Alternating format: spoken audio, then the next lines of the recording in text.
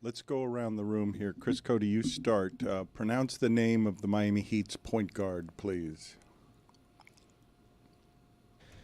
His name it's a tough one. Jokichunas?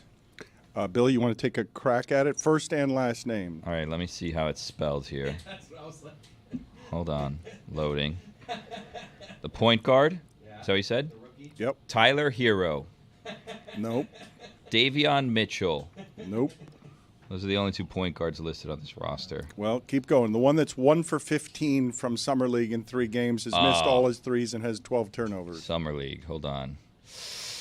I'm still riding high on Cole Swider's performance from a couple days ago. Swider whip. All Whip. All right, we'll come back to you. Zaz, do you have a guess here? You want to take a shot at it? Jokichunas. Mike Ryan? Zaz nailed it. Yeah, I mean, Kasperish Jokichunas. he knows, though. That's cheating. Well, He no, used to work because for the they team. pronounced it differently. Both him and Mike are pronouncing it differently. And I wanted to present to the group the idea of when do you have to give someone the courtesy of learning their name because they've played well enough to force you to earn you pronouncing it correctly. I had to try Antetokounmpo a ton of times before he became great on television. Yeah, this is a bunch of like American stuff, but we still don't know how to pronounce Jokic and Doncic. Like we vacillate between Doncic and Jokic. Just generally, you should learn how to pronounce someone's name properly, not just because they did well. Well, thanks, but I just asked you to, and I still don't have any proof. Kasparis Jokichunas. Yes. Be a good player. I'll learn how your name. Whatever. Let's get ready to learn Fenerbahce. Mike is very excited, and I don't know how much of his attention we're going to have because in 10 minutes there's going to be live tennis that he wants to watch, and I can't do shows with him, especially not on a Wild Willie Wednesday when he's totally distracted and not paying attention to what we're doing. It's your American duty, if you like tennis, to be locked in today at 9:10 a.m. on the grass courts of Wimbledon. As we have an American already in the semis. We're looking to have 2 American males in the semis. Wow. Ben Shelton takes on Yannick Sinner today. Sinner should wipe the floor with him, right? But Sinner's hurt. He's taken MRIs. He canceled practice yesterday. The money line on Sinner is tumbling down. Shelton's got a real shot here to pull off a big upset and get one step closer to perhaps having 2 American males in the Wimbledon final just days after Greg Cody posited that we're terrible at tennis. He does have his frustrations with American tennis, and he got no rebuttal from us here because Americans are not winning majors, but we didn't talk about the fact that Americans are in the top 10 for the first time in a long time. We have 3 Americans in the top 10, the first time since 2006. You have to trace back to the Agassi days to find a time where there were where there were just as many Americans in the top 10. And Tiafoe's like right on the outside looking in, especially with hardcourt season coming up. He has an opportunity to perhaps get into the top 10 right now. We may not be winning the majors, and that's going to be really difficult with guys like Alcaraz and Sinner around. However, in terms of like pound for pound depth, you can put the United States right up there with anybody. Where does tennis rank in terms of like American social relevance? You mean like in the cultural sports landscape? Yeah, like I felt like tennis used to be Used to bigger mean in America, but like I also feel like a lot of things used to be like that, and I just don't know if I'm just it was bigger when we living had a different life. It was bigger when we had Agassi and Sampras. Now, Sampras wasn't really this cult of personality. He played off of Agassi, and Agassi was absolutely a rock star on that tour. And yeah, Americans kind of need to see Americans winning on the men's side to really get into it. Keep in mind, we're the country that birthed Serena Williams. Coco Gauff just won the French Open, but for Americans to be captured by tennis, it seems to need to be a male that wins a Grand Slam. Pickleball killed tennis. Pickleball might be helping. Stop that. Stop that. Stop that. I hear him chat to the noise. Move too quick, can't stop for the talking. I hear him chat with the walking. Just too sharp with the prize. White girls better tell me I'm awesome. Yeah, hot like fire on the pan. If you wanna touch my please use concussion. Cold like 0 degrees. I'm out the cage, gotta let out the beast. Revolutionary, gotta let out the streets. Locked in a cage, I'ma let out the sheets. You can't go on, man, forget my peace. You take the west, I'll take on the east. I'ma put him in the cage, never let out the. I hear him chat to the noise. Move too quick, can't stop for the talking. I hear him chat with the boys. Man, so tough, but man's keep walking, yeah. Just too sharp with the prize. Right, yes, let it tell me I'm awesome, yeah. Hot like fire on the pan. If you wanna touch me, please use caution. Stop that. Stop that. Stop that. Whoa, you stumbled onto another Wild Billy Wednesday. Hold on to your hats, partners. It's about to get wild. Tony just announced with enthusiasm that he loves Wild Billy Wednesday, that it's his favorite day of the week. There's nothing like a Wild Billy Wednesday where each and every second of the day that we're here, Billy hates it more than anything. And every time we do one of those, a spit and a spittoon, right there, a little piece of his soul dies. And I love it. When did the spittoon die? When did we stop using the spittoon? When did spittoon makers go out of business because they were like, no more places where people need to just spit? I think the plastic water bottle killed the spittoon. No, big year. Spittoon.com. Biggest year they've ever had last year. Well, was it primarily made for chewing tobacco? Yeah. I guess when people stopped doing that regularly. I would back, baby. Love to know some of the history of the spittoon, whatever it is that you can get me in terms of spittoon information. I got to think that the spittoon over the last half century, maybe the last century, doesn't have a whole lot of usefulness. I don't think spittoon makers are having any luck in the industry. You know what was crazy in the time of the spittoons is people would pull up to the bar and just pee there at the bar. They would either have a trough below the bar stools or they would have a bucket where people would just whip their wieners out and pee. You ever use a trough? I hate it. Yeah, I don't like people looking at my wiener. Use the trough at Fenway Park. Fenway Park. Like, it's the 21st century. Still doing a trough? Yeah, I'll hold it. Thank you very much. Wrigley Field disappointed me in that regard. Once upon a time, I'm assuming they've since fixed that. But yes, the Orange Bowl used to have the trough that was filled with urinal cakes. That was one of the worst places on earth. It felt to me like what the bathroom would be like in hell, like where you're just in hell, you're wandering around, you're being tortured, everyone jumps out of the bushes, stabs you with pitchforks, you got to go to the bathroom, and then it's worse. And trying to look at your dick too. Wait, what are you guys expecting? Those are like old stadiums. The old stadiums, I would want the trough. Like Fenway, Wrigley, those are the ones where you're going like, yeah. I don't understand why people were just so indecent back then. Yeah. Like, yeah, no, just look at everybody's wiener. It's fine. Yeah.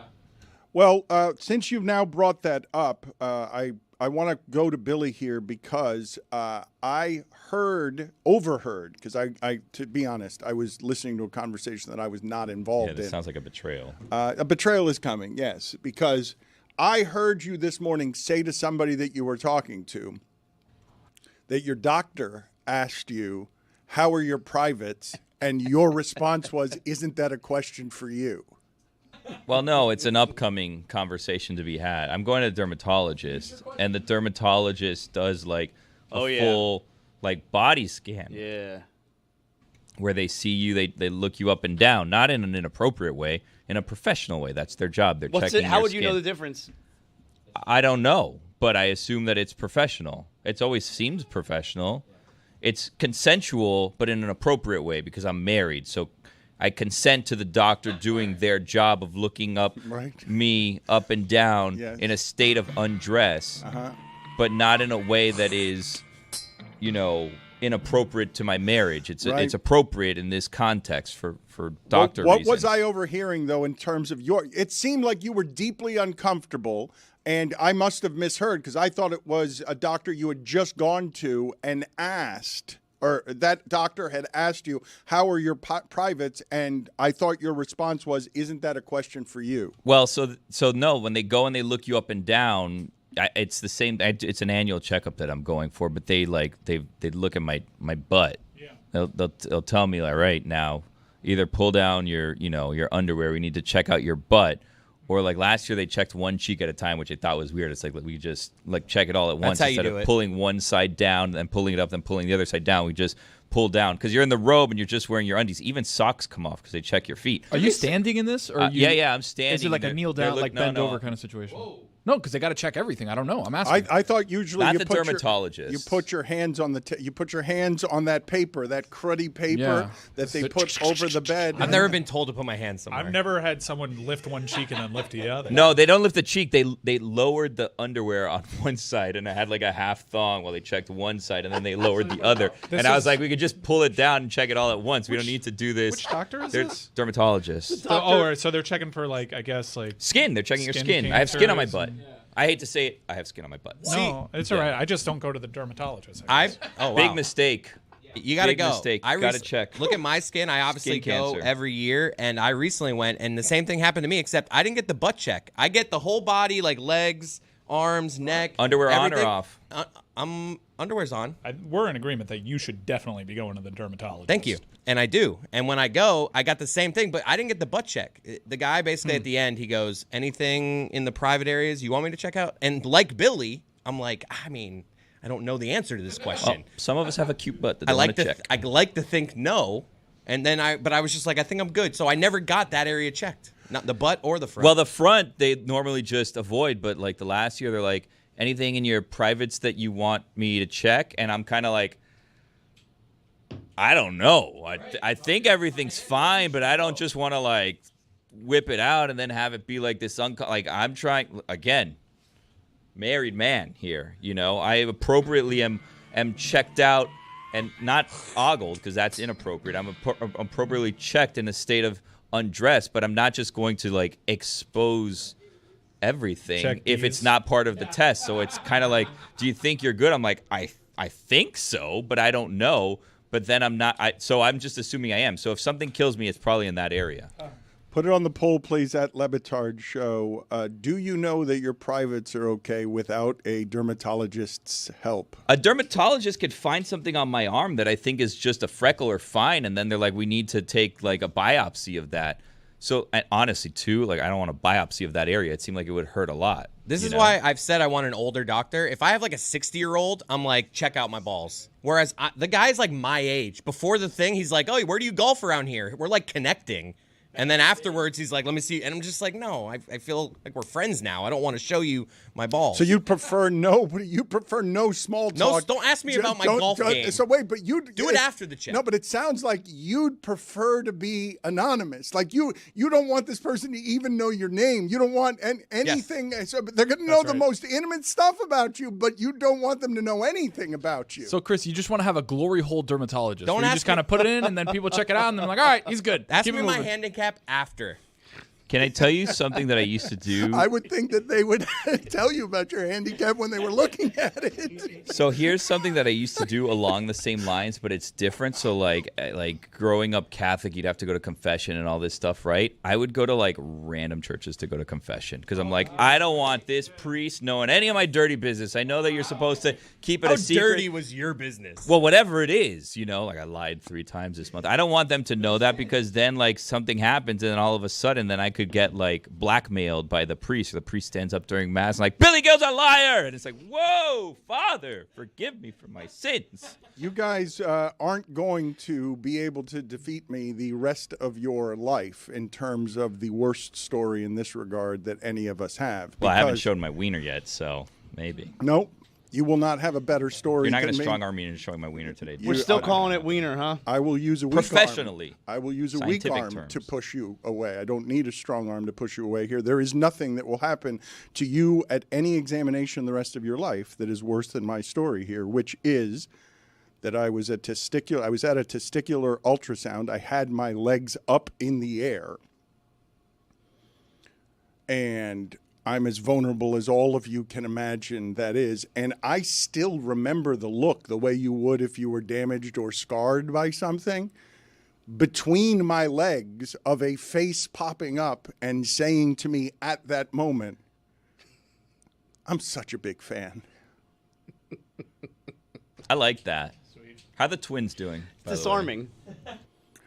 Worse as I get older. Oh. This is weird for your optometrist to do. You don't want like an icebreaker there to kind of like, I know this is weird. Any icebreaker except that one. Really? I'm going to go ahead and say in that region, you don't want either ice or breakers. Did they give you any details? Because maybe they're just a fan of your testes. Right. No. That's an ultimate compliment. No, I'm a big fan. No, it's not the ultimate Unless compliment. No. it was in an ununprofessional manner. It's right. Did you say I'm a married man? Non-consensual. Yeah. The thing that he said afterward is, and I remember this because it was just horrifying in every way. But right after, I'm such a big fan. I've been reading you since I was a kid. And I'm just, that's not the time for that. If it was about the testes, that's really weird. Let me play for the folks here some video and audio of just a tremendous golf fight. You do not get to say this very often.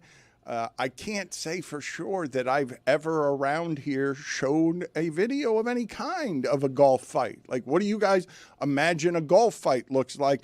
Chris, what is your favorite part of this video? Because, as often happens with golf, some people up ahead are drunk and playing too slowly, and the group behind them gets agitated.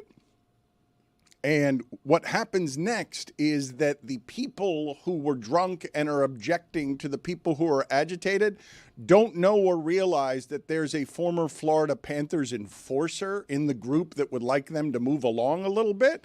And so what happens after that, we're going to call it a fight, right?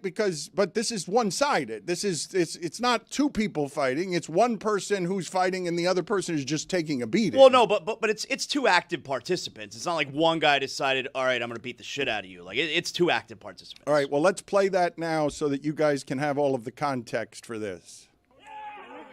Bingo. I don't know what you're doing. You're not scaring anybody. You're just making yourself. Hey, man. Now he runs at the Come on, enforcer. man. Enforcer throws him into a lake. He told him he was going to throw him into the lake, too. I told you. Man, leave him alone. You want another? Scream at me. I got it all. Crawling out of the lake, going back at the enforcer. Hey, you want to go, guys? Helping our audio audience with the bangs. Yeah, he's saying bang every time he hits him in the face. He's just saying, he's putting bangs in. Enough! Are you still cheering on you? Enough! Get out! This is the best. And he could have kept punching him, but he just tosses him. Well, he doesn't want to keep hitting him. Like he doesn't want to. He knows his fists are weapons. He doesn't hit the other guy with his fists. He just pushes him. It must be one of the greatest confidences in the world to know that you can fight like that. Who knew Mike Breen had it in him? There are 5 punches to the face, each of them accompanied with audio sound effects provided by the deliverer of the punches. And the bang is like a direct hit, because you're not going to say bang if it's an errant punch. Oh, no, but keep playing it again. I want everyone to see all of this, because it's not just that he's saying bang with impeccable timing. Like, he knows that that's going to land before it lands, and they all land. It helps that the other guy's drunk. And half his size. And before the fight actually starts, the guy who gets his ass beat does the thing of like, I'm trying to intimidate you. What? And then he gets his ass beat. Mike says that he's small, but he's not small. He's smaller. He's smaller than the other guy. I mean, he's half his size. This dude has, the former Panthers enforcer has 100 pounds on this guy. He is, the guy he's fighting is tiny. Thank God for this guy's friend, though, because this is a longer video. Like, at one point, like his drunk friend is just like, he's like me in that spot. Please, stop. Chris, it is an absolutely wild move to get thrown into a pond and to crawl out for more. You notice, though, it's like he's still fighting like a hockey player, because normally two guys fight, it's just, let's throw some punches. No. Grab the shirt. This guy's his name is Nick Tarnasky, all right? He grabs the drunk guy by the shirt, because you got to hold on when you're on skates. And then, bang, bang. I want you guys to imagine the drunk guy's friends right now just saying to him, do you know how hard it is to almost get thrown into a lake 1 3/4 times? Because he got thrown into one lake, And then, only because he slipped in the momentum of being thrown into the other one, did he not land in a totally separate lake. Like, it is really hard to lose a fight this impressively when the person winning the fight doesn't actually want to fight you, has no interest. Billy, he doesn't. Once he got going, he was getting into it. Okay, but Billy, He's holding up the shirt so the guy doesn't fall so he could keep banging him. Billy, the second time that he throws him almost into a lake is the time that he could have turned his face into hamburger because of how he had him lined up and already woozy. He was kind by taking him the second time and just launching him. But I just wonder which is more embarrassing to you. I would say the next day you're with your friends, okay? And they're like, yeah, we understand your face is swollen. That's an NHL enforcer. What bad luck. You know, what are the odds? At least it's not on video. What are the odds that we would be on the golf course and the guy we'd run into agitating would be a guy who fought for a living, stayed in hockey only because he was someone who could fight? That's terrible that would be your odds. But then your friends say to you, terrible face, and he caught you with all 5 shots and said bang each time. However, do you know how close you were to going into both lakes with your deck shoes and your collared shirt and shorts? Like you almost went into both lakes. Like, one more time, I just want to see the ending of this because I want to watch all of it just to see. Chris, I think I have this right. I think he was saying bang before the connection, not upon connection. Like, it was just upon. It was right before all of the punches landed, but I want you to see how close he was the second time to going into the second lake. And only because he's drunk and clumsy did he not go flying past that tree.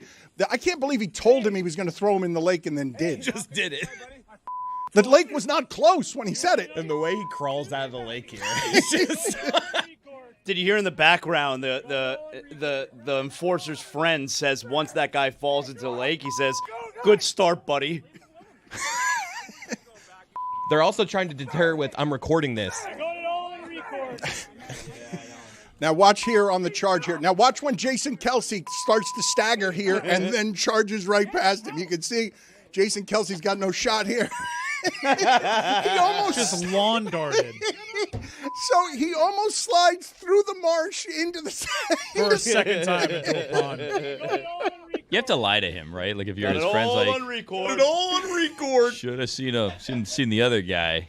You did a great job, buddy. Hoping that video never comes out. At what point the next morning do one of the friends tell the guy who got his ass kicked, by the way, it's been viewed over 4 million times on multiple accounts. I got it all on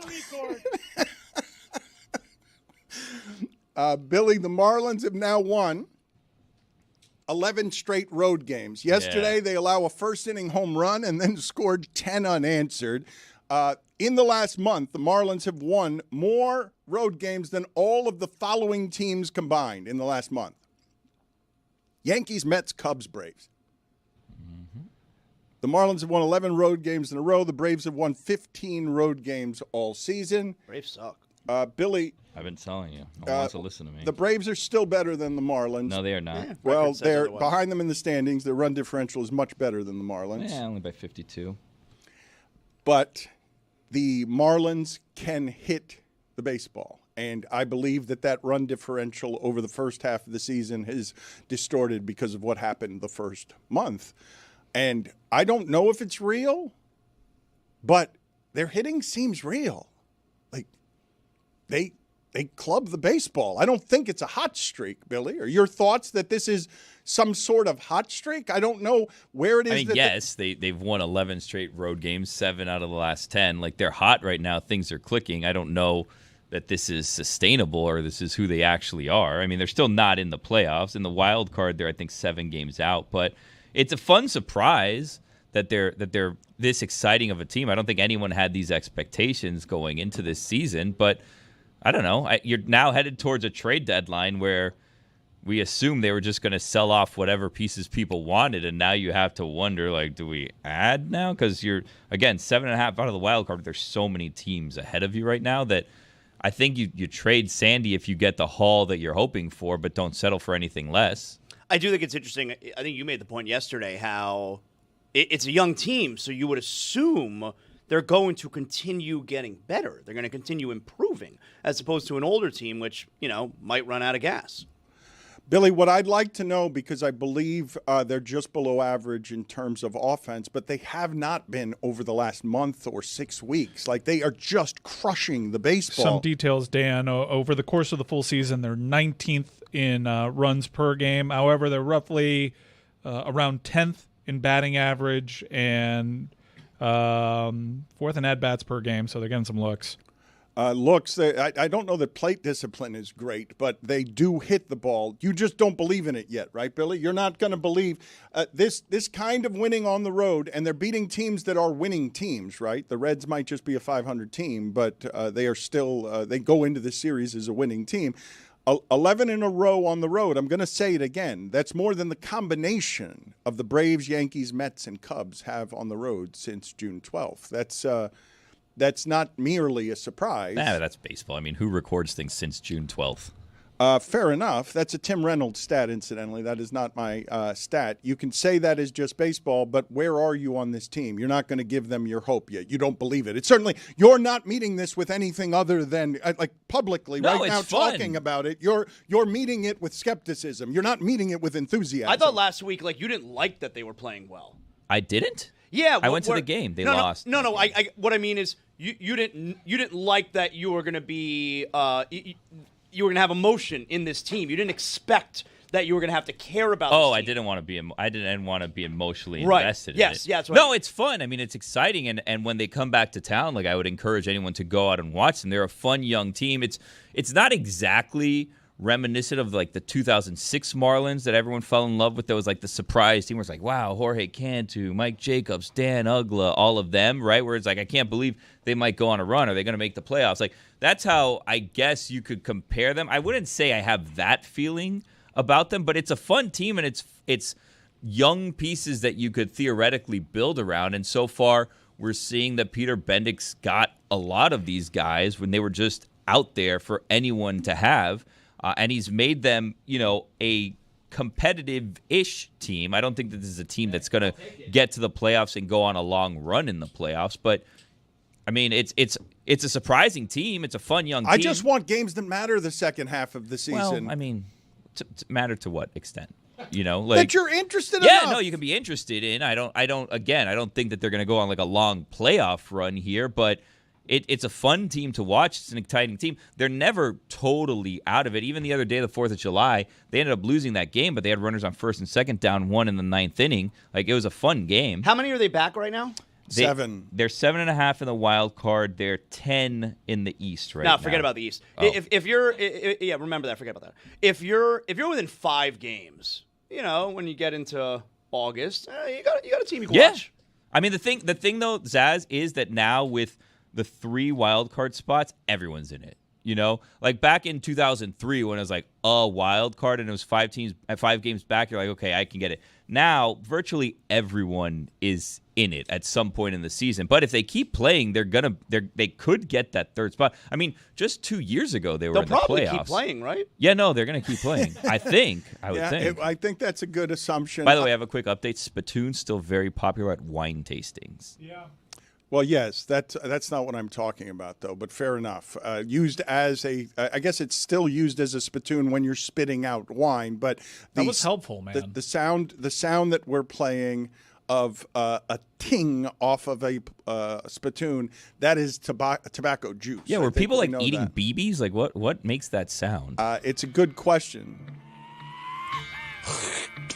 Because it sounds more like a bullet than it does spit. It's when men had gusto in their spit. Now people spit willy-nilly.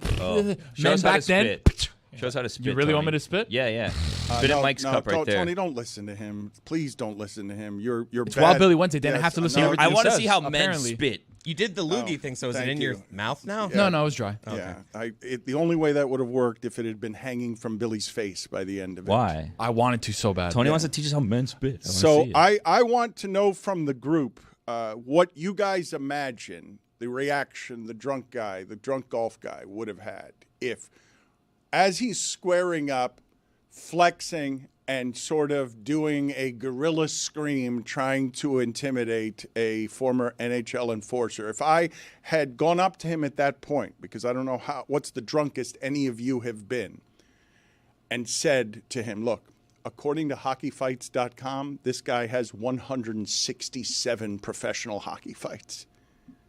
Do you want to change your mind about that primal guerrilla scream you did in their face? Like, how drunk would any of you have to be to not be dissuaded by that information as you're squared up and screaming and saying, you know what? I understand that alcohol dilutes my discernment. My judgment is not good. I apologize, sir. Never mind. I've had too much to drink. Hockey guy's friends there need to almost protect hockey guy by being like, he's a hockey player. He fought for a living. Like, there's none of that there. There's not. I mean, they were so I don't drunk. think so. I don't think that would have stopped it because those guys were just so drunk that I don't think they were thinking. But Hockey player clearly did not want to fight. The other guy literally charged at him. I'm not blaming the hockey player, but I'm just saying somewhere before the fight, one of hockey player's friends could have been like, "You don't want this noise. This guy used to fight for a living." Yeah, I mean, but that's isn't what it your enough- friends say, though. They don't. That's what your friends say when they're next to you. Isn't it enough for hockey player to tell him, I'm going to throw you into the lake? Isn't that enough warning to not fight me? No, see, that's not enough. That I'm going to throw you into the lake is not the warning of, according to hockeyfights.com, this guy has fought 167 times in the NHL, AHL, and ECHL. I know this golf scene. Like, I see what's happening here. This guy needed just a turkey sandwich at the turn. Little Sammy. Like, I'm telling you, the guy who got his ass beat, he's so drunk. I've been out there where you're just letting loose. It's a weekend day. You're having fun.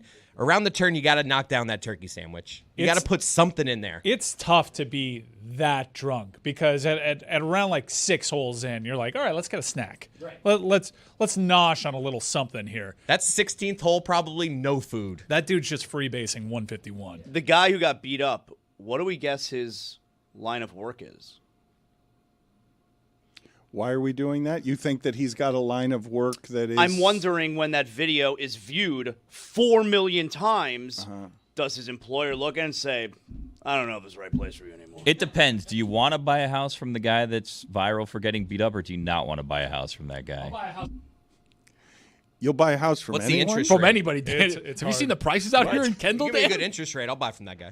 Hard out here. I really don't understand what you're saying there when you say I'll buy a house from anyone. They're saying Cape Coral is the No, ground but zero the for thing is, I next work housing here in crisis. downtown Miami. It's a really long drive, like Stugotz from Cape Coral over here. So yes, at this point, I will buy a house from anybody. I don't care who it is, as long as the price is right. Thank you for mentioning Stugotz. He has arrived in Tahoe, and we encourage all of you to check out the new YouTube channel, Stugotz. God bless football and stupidity. That's not the channel. You've got StuTube with Stugotz. Let me help the audience and you. It's youtube.com/@Stugotz790, same as his social handles. It's super easy to find. All you have to do is go to StuTube, and he is there. Let's play a clip from Stugotz arriving.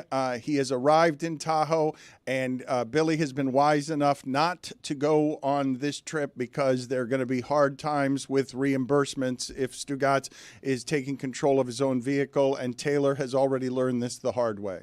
I'm trying to check into the hotel. They're like, hey, there's no card on file. I said, okay, that was... Could have seen that one coming a mile away. Well, I paid for your hotel. What do you mean? They said there was no card on file. I put my card on the file. This is a he said, she said right now. And what I'm telling you, she said at the register is there's no card on file. And what I'm telling you is she is a liar. You think she double charged you? Yeah, I do. Yeah, I'm not worried. Yes. Did you pay cash? No, card. Taylor's going to get such a sunburn out there. Yeah. My God. I don't know. Put a hat on, man. Yeah. Billy, do you have any post-traumatic stress disorder there? PTSD? No. I've never been to Tahoe. This is the closest that I came to going. I've heard that it's very nice. Very nice. But I felt like I'd leave you guys in a bad spot if I just disappeared for a week on short notice. I didn't want to, That's do the that. only reason you didn't go? Well, no, I mean, it was one of the reasons. There's a lot to take into consideration. Including the lack of reimbursement that would come from Well, flying that out was there. part of it, too. Yeah, I want my kids to go to college, so I kind of need to, make wise financial decisions. And he had a dermatologist appointment. I have a dermatologist appointment, and also, it's Prime Day. Like, I got to save my money for the deals, Are you going to be active today on Prime Day? Are you going to crush it? Do you look forward to Prime Day? You love a bargain. I used to, but not so much anymore. I didn't even look yesterday. My wife started sending me all this stuff because They love money. So I was there, and my wife was like, everyone loves money. Well, yeah, I know. Wives. Are you saying wives aren't people, Dan? I don't Everyone, understand. just everyone. Well, Yep. You're on the wrong side of this. Yeah, that's what I'm saying, Billy. Yeah, I'm Dan. saying wives aren't people. That is what I was saying. I'm just yes. trying to figure out. No, We're that gonna is what regret I this was take, saying. Keep trying to protect Dan from himself. Yes. I for am. the That's what I'm record. trying to I do don't know here. what He's he's going to doing. step in it here. Wives, put it on I the don't poll. understand. Are wives people? Try to give Let's him the not right do that. YouTube channel. He undercuts it. I It's don't know what's StuTube. going It's on. easy to Trying to find. protect him from Prime sexism. Day. I Just mean, if you runs want, right into it. car seats, there's a car seat, very big discount if you want a car Let's seat. go to minor Plan league ahead. baseball here, and a minor league baseball video that I was not expecting to see today. I will tell you again, as I have often said about referees and umpires, the longest lament that there is in sports is to lament the officiating. But I have said many, many times before that the complaining about the officiating is generally pretty weak. But beyond that, what's the point of having judges if you aren't going to allow them to use judgment and just stick to the letter of the rule? So the letter of the rule here is that this pitcher should be called for a balk. But you tell me whether it's fair to call this particular minor league pitcher for a balk. Third with nobody out. 1-1 the count on Paulie.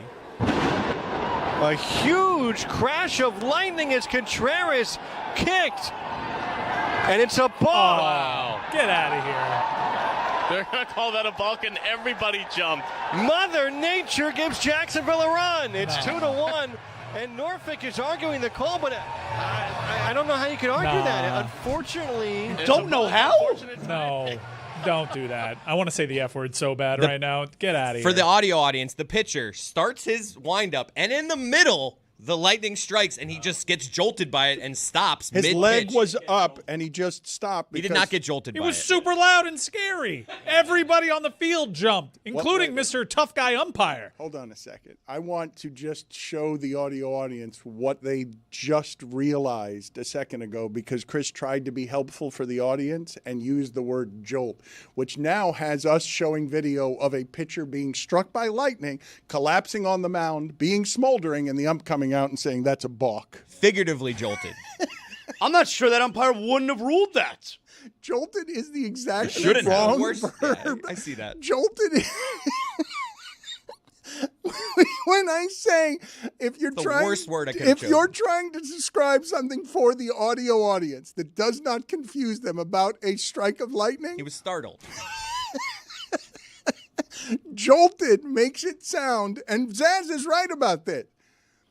If that umpire is calling a balk in that situation, what's preventing him from calling a balk in the situation where the pitcher has been struck by lightning and struck dead by a bolt that has jolted him? That's ridiculous. I mean, a meteor falls into center field. Balk. Like, come on.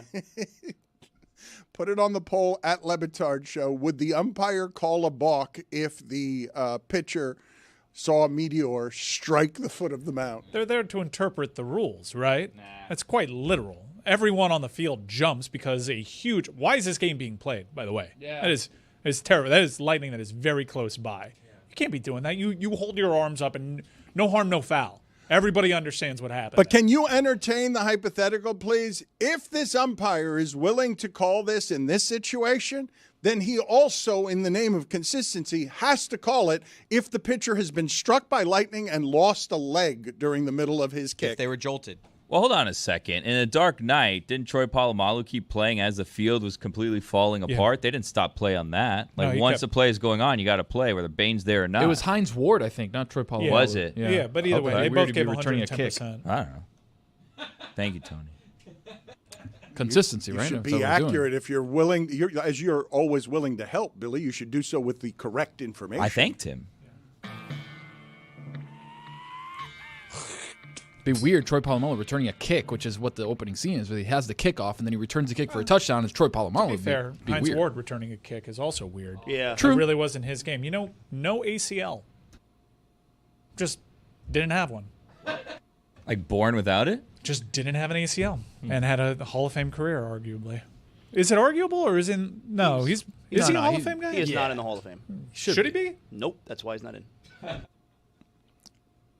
That's why Zaslow's a judge. He's a professional judge, and I think he would agree with my assessment. What's the point of having judges if you're not going to ask them to use their judgment? Anyone can protect the letter of the rule. You have judges to protect the spirit of a rule. What anyone watching that would say, if everyone on the field was startled by a lightning bolt, that should be an exception. No one, neither manager, nobody in either dugout would complain if the umpire said, I'm not going to call that a balk. That is an understandable time for the pitcher to flinch. The manager came out to confront the umpire.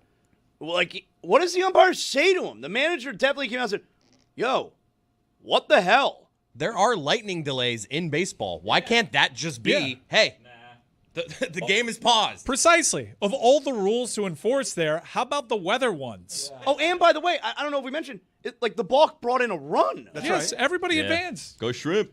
By the way, Hines Ward, 9-time semifinalist. The resume suggests that eventually Hines Ward should get into the Hall of Fame. All-time leader in receptions and receiving yards for a storied franchise. And touchdowns. Greatest blocking receiver maybe of all time. You're going to be waiting forever. In the name of accuracy is Dark Knight Rises, not The Dark Knight. Thank you, Billy. Number 2. You know me, I like my facts. An important distinction. Well, Dark Knight Rises, was that? I think that was number 3. Without it being a spoiler alert, Hines name Ward. of accuracy. Tony, I can't remember. Third one. Hines Ward. What happened on that kick return? Did he fall into the field? Was there? No, he scored. No, he was safe. Yeah, he was safe. Other people on the Bane side. If the umpire was doing that game, he would have ruled a touchdown. The referees did rule a touchdown. They were looking back, but shocked, and then threw their hands up in the touchdown.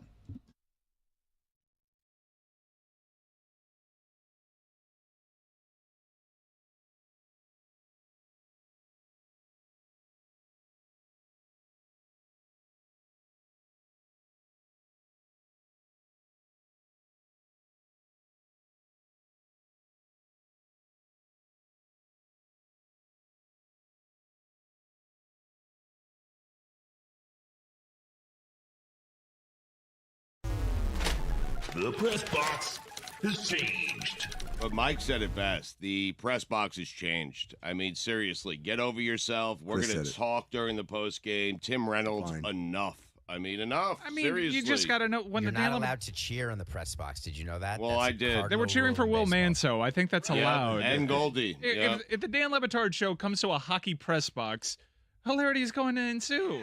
Yeah. They're going to yell at Will Manso for 7 minutes, and you're probably going to have to go to a 7 stairwell seconds. to Wright, man. Like, it's just... If it was 7 minutes, I'd get it. It was is what 7 it is. seconds. Exactly. I mean, David, everyone else was saying hi. They were enjoying the show. They were laughing at us. But one guy is still clutching on to his newspaper deadline. I'm a little and it's disappointed. Tim Reynolds. And is he your demographics, too? I don't know. I happen to like Tim a lot, and Enough of I him. imagine this was going to be like E.J. Raddick or something, but that's just a bad look for Tim Reynolds.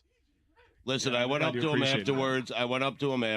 This was the best part. Stugotz Yes. is like, I've known Tim for years. I'm going to go Yeah. fix this. He walked to Tim and walked right back very quickly. Yep. It was a very quick interaction. Well, he was writing. Okay? He's on deadline. It's Enough of the deadline. It's a We're work. on deadline, too. defend We're him. on deadline. I gotta get home. I feel like playing off hockey. I got to get home. I mean, Yeah, we're on deadline too. We got to get that post game out. It is a working press box. Tim Reynolds is a journalist who's trying to write, and Stugotz is back there. Hey, Will Manso! That's Chris and Goldie. Don't leave out Goldie. We're on deadline too. They're going to kick us out of that press box a lot sooner than they'll kick out Tim Reynolds, who's just typing away. That's just Those writers had their game stories done before the end of the game. Precisely. Yeah, a good writer, right? Oh, What happened there? I apologize to him. I've known Tim for decades. I mean, Cody was done. He was out of there. I mean, you know. What was that interaction like, Stugotz? Take us behind the scenes. You walk up to him, you say what, he says what. I said, Tim, I apologize. That's on me. I should know better. Not Chris, okay? I should know better. I've been in press boxes before. I know you have a deadline. I apologize. And he said, that's fine. Just, try to keep it down. That is way too long. That was Way much too longer long. than the actual He's on conversation. deadline. I always extend it a little bit. I mean, you guys Can we know that. call Tim Reynolds and just ask him about what the Don't, interaction was no, like? no. and Cody's back in my day. Seeds. Seeds. Seeds. Had a slice of watermelon lately? Popped a few grapes in your maw? Then you probably notice seeds are disappearing from fruit. And you probably see this as a good thing just because it makes life a little easier. We love us some convenience. In fact, it's a terrible thing, the de-seeding of us. Symbolically alone, the seed is the king of life. Adam gave his to Eve, and here we are, if you believe the story. If they take the seed out of humans the way we have watermelons, we're all dead ducks. Beans, peas, rice, coffee, corn, all seeds. Flour and oil started as seeds. All hail seeds. So what the hell is happening? In exchange for convenience, we are not valuing the seed's impact on health, biodiversity, and our food system. The genetic variability of most plants require seeds as essential to their evolution. De-seeded, artificially homogenized fruits rely on human intervention in the reproductive process, exposing the fruits to many pathogens. Plainly put, seedless fruits are not as good for you. They contain less fiber and have fewer minerals and vitamins than their seeded natural brethren. Seedless fruits also have fewer antioxidants, plant-based nutrients, and anti-inflammatory properties. But enough about this science. Bring back seeds because seeds are fun. Not to mention aesthetically and visually pleasing. Kids growing up today have sliced open a watermelon, have never sliced open a watermelon, and experienced the joy of seeing that juicy red flesh dotted with embedded.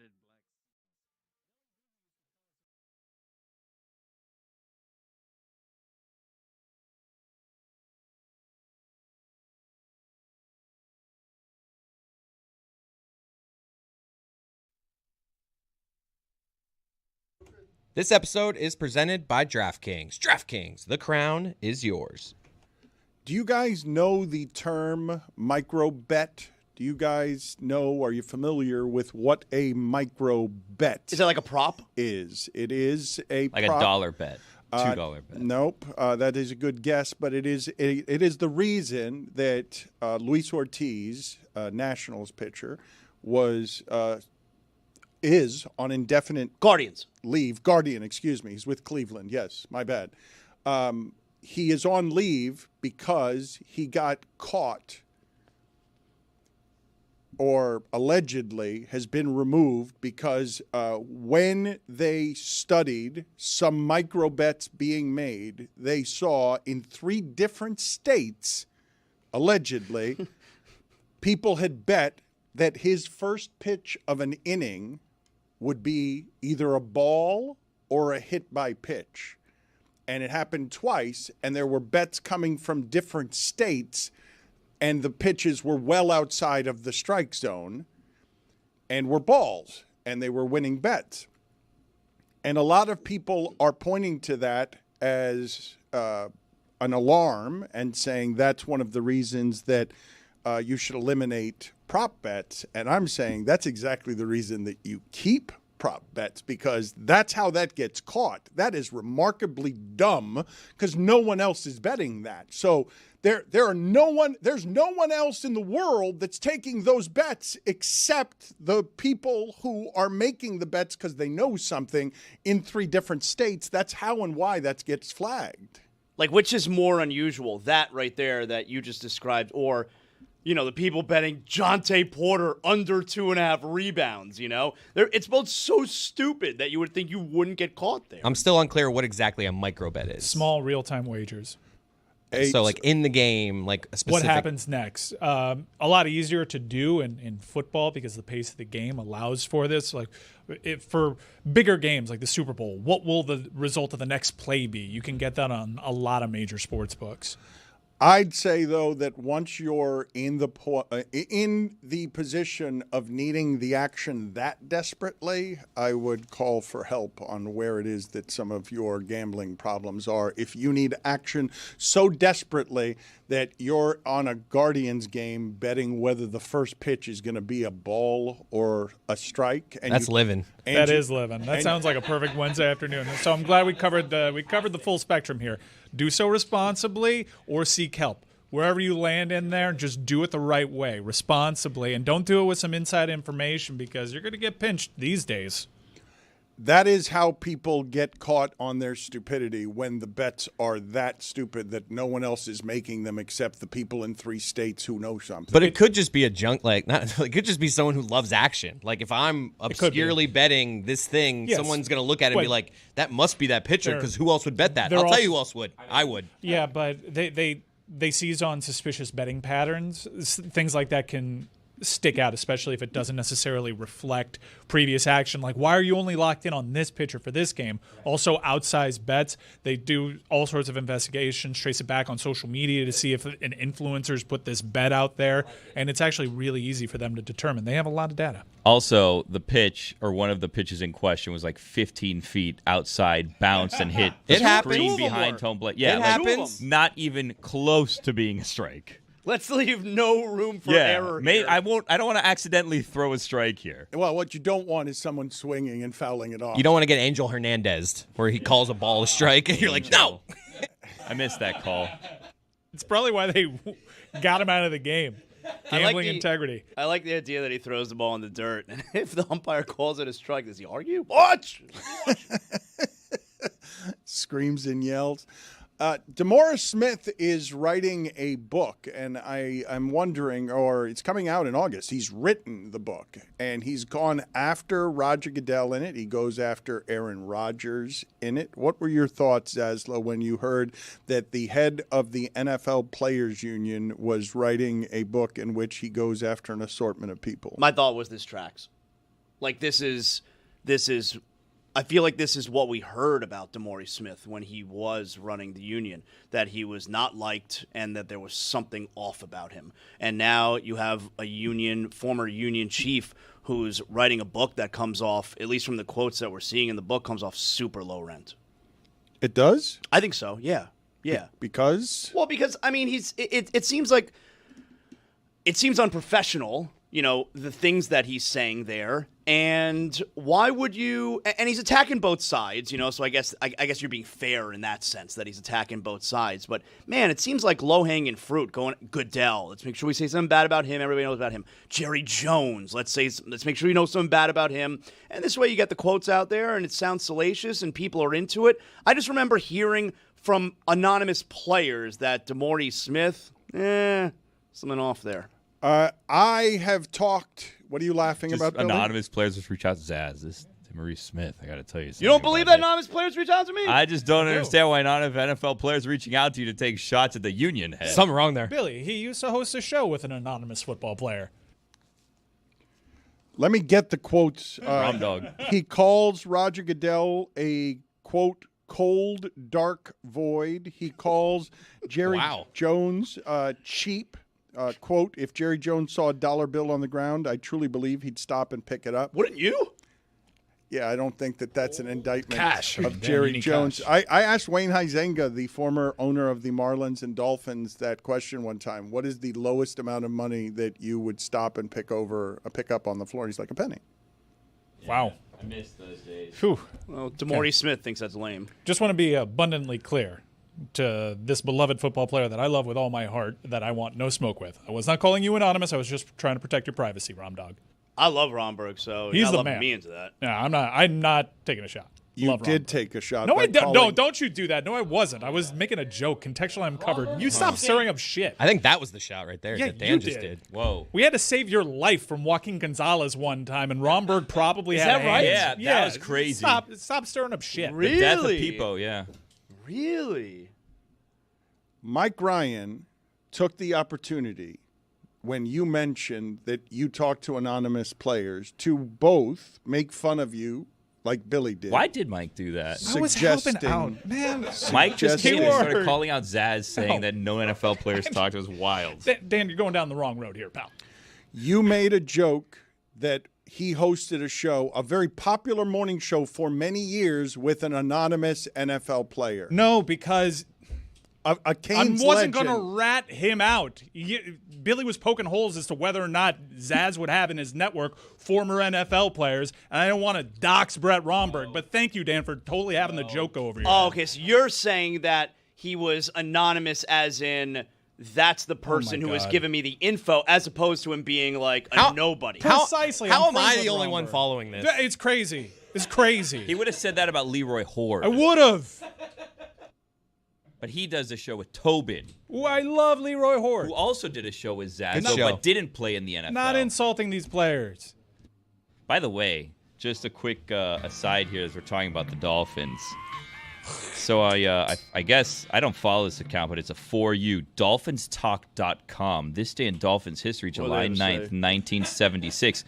Don Shula signs a 5-year extension with the Miami Dolphins and sells back his ownership stake in the team to Joe Robbie. Huge mistake. Yeah. Imagine having 10% of the Dolphins in 1976. You've had it since 1970, and you sell it back for pennies. Mike Shula's got to be like, come on. I mean, right now he'd have $800 million if he just held on to that 10% stake. That's crazy, right? Horrible financial decision. Now he's just holding on to stakes of stakes. This is gonna ruin the Shulas forever. I just want to understand a little bit better because your segue was since we were talking about the Dolphins. Yeah. When were we talking about the Dolphins? We were talking about the Dolphins. We were talking about. No, go ahead. Answer you said my Wayne question. Huizenga, Dolphins owner. It was.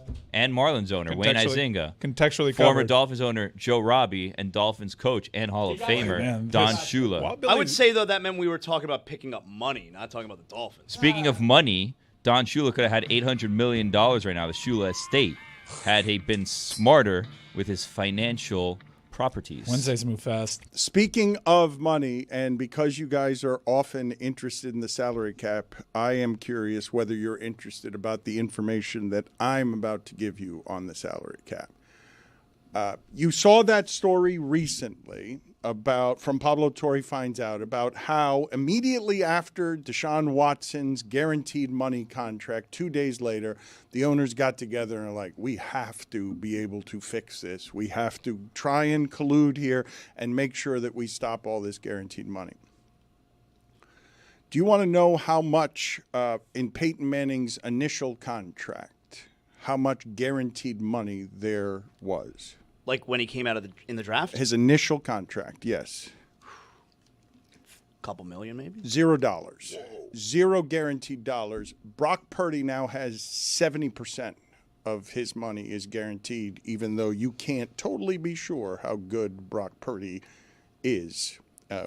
You can't totally be sure. There's a lot of argument about that. He's good. 70% of his money is guaranteed. Peyton Manning's was zero. But if you're following, for example, the New Orleans Saints, this was interesting to find out the other day because the Saints have the worst salary cap situation in the league. There were several coaches who didn't want to even interview for the Saints job because everyone knows that Mickey Loomis put them in a terrible position. And this is why Mickey Loomis and how Mickey Loomis put them in a terrible position.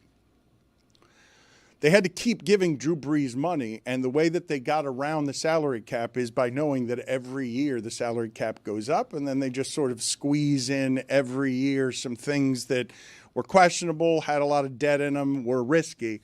The pandemic comes, and then all of a sudden, for the first time, the salary cap goes down. The salary cap doesn't increase at the same rate of speed. But the part that I thought you guys might find interesting about that as a strategy to always just assume that the salary cap is going up and take your chances on future mortgages, one of the things that is interesting about what it is that happened there is that the pandemic made it so that the Saints had no idea whatsoever that there was the possibility that the salary cap wouldn't end up going up like it does every year. But as much as the salary cap has gone up every year, and I believe it's let me see if I can find the numbers because I don't want to get these wrong. Let me give you some helpful information here. Yeah, he had $0 in guaranteed money. However, he made more in base salary than Cam Ward is making this year.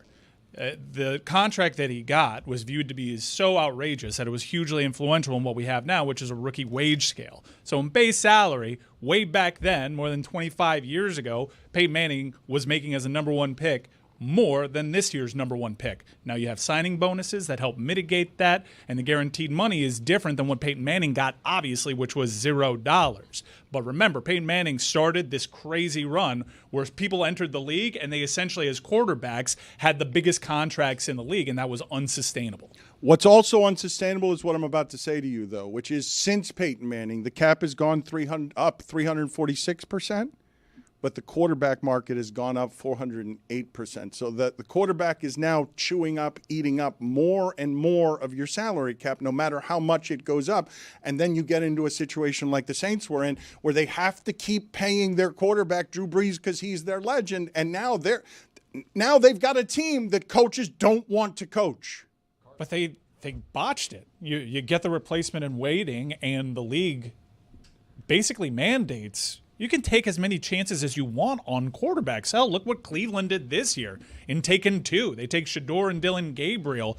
If they're not happy with their number 1 overall draft pick, they can divest easily, and it's not an albatross on their cap number the way that it was. What happened in New Orleans is gross mismanagement. A lot of greed from their quarterback. Remember, they had a bunch of guys coming up at the same time. Jimmy Graham, he wanted his. He wasn't going to do the Tom Brady thing, which is like, let me work within the margins with you guys, see what kind of deferred money I can get, see what kind of signing bonuses I could get. Drew Brees was about that money. The other thing, too, is Derek Carr's retirement also put them in further cap hell because they restructured the contract, went from $20 million to $69 million in 2026. Speaking of money, the Thunder have now guaranteed Chet Holmgren $250 million. So the champions have now spent $535 million on 2 guys, Chet Holmgren and SGA.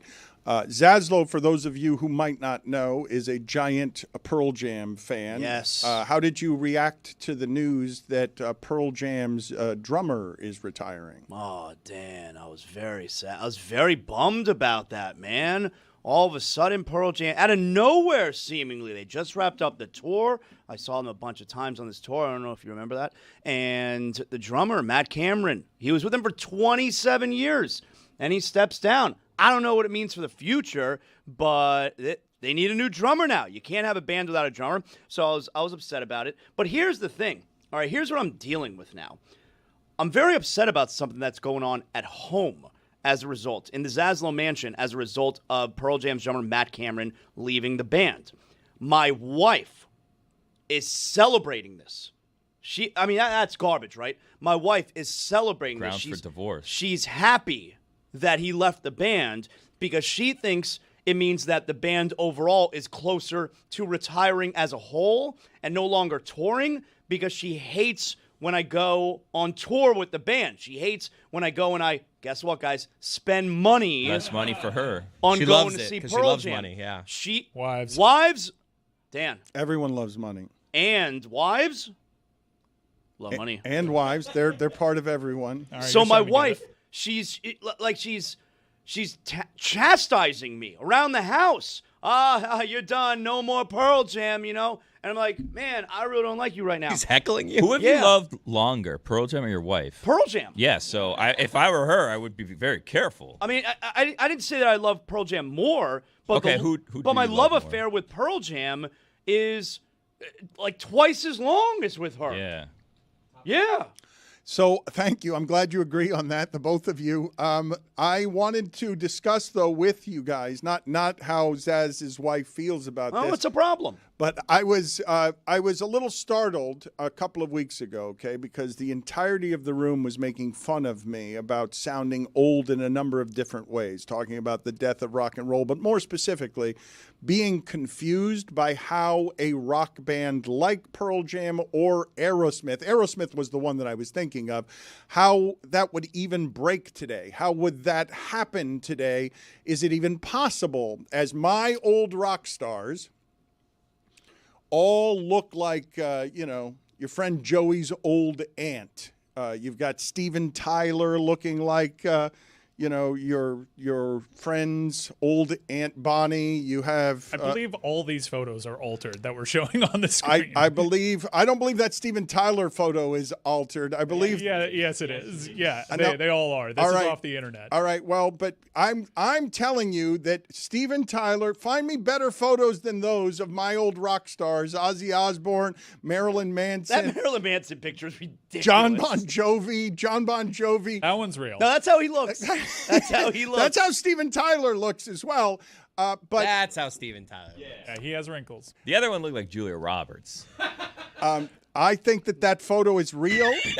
It really does. I think that is. I believe that is a real photo of the lead Like I'm singer. watching Mom. It would be the lone real photo in a set of 4 that are doctored. Mike, I'm telling you to go look.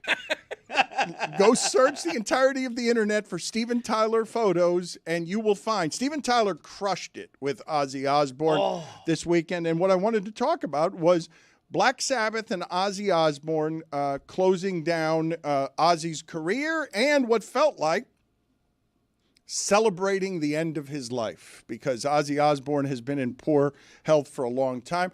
One of the most amazing things of my lifetime is to watch Ozzy Osbourne go from person who America figured was satanic and a Satan worshiper to somebody who had such a bad drug problem that other drug addicts in music were startled when he topped them by snorting a line of ants that was on the floor on its way to a popsicle stick.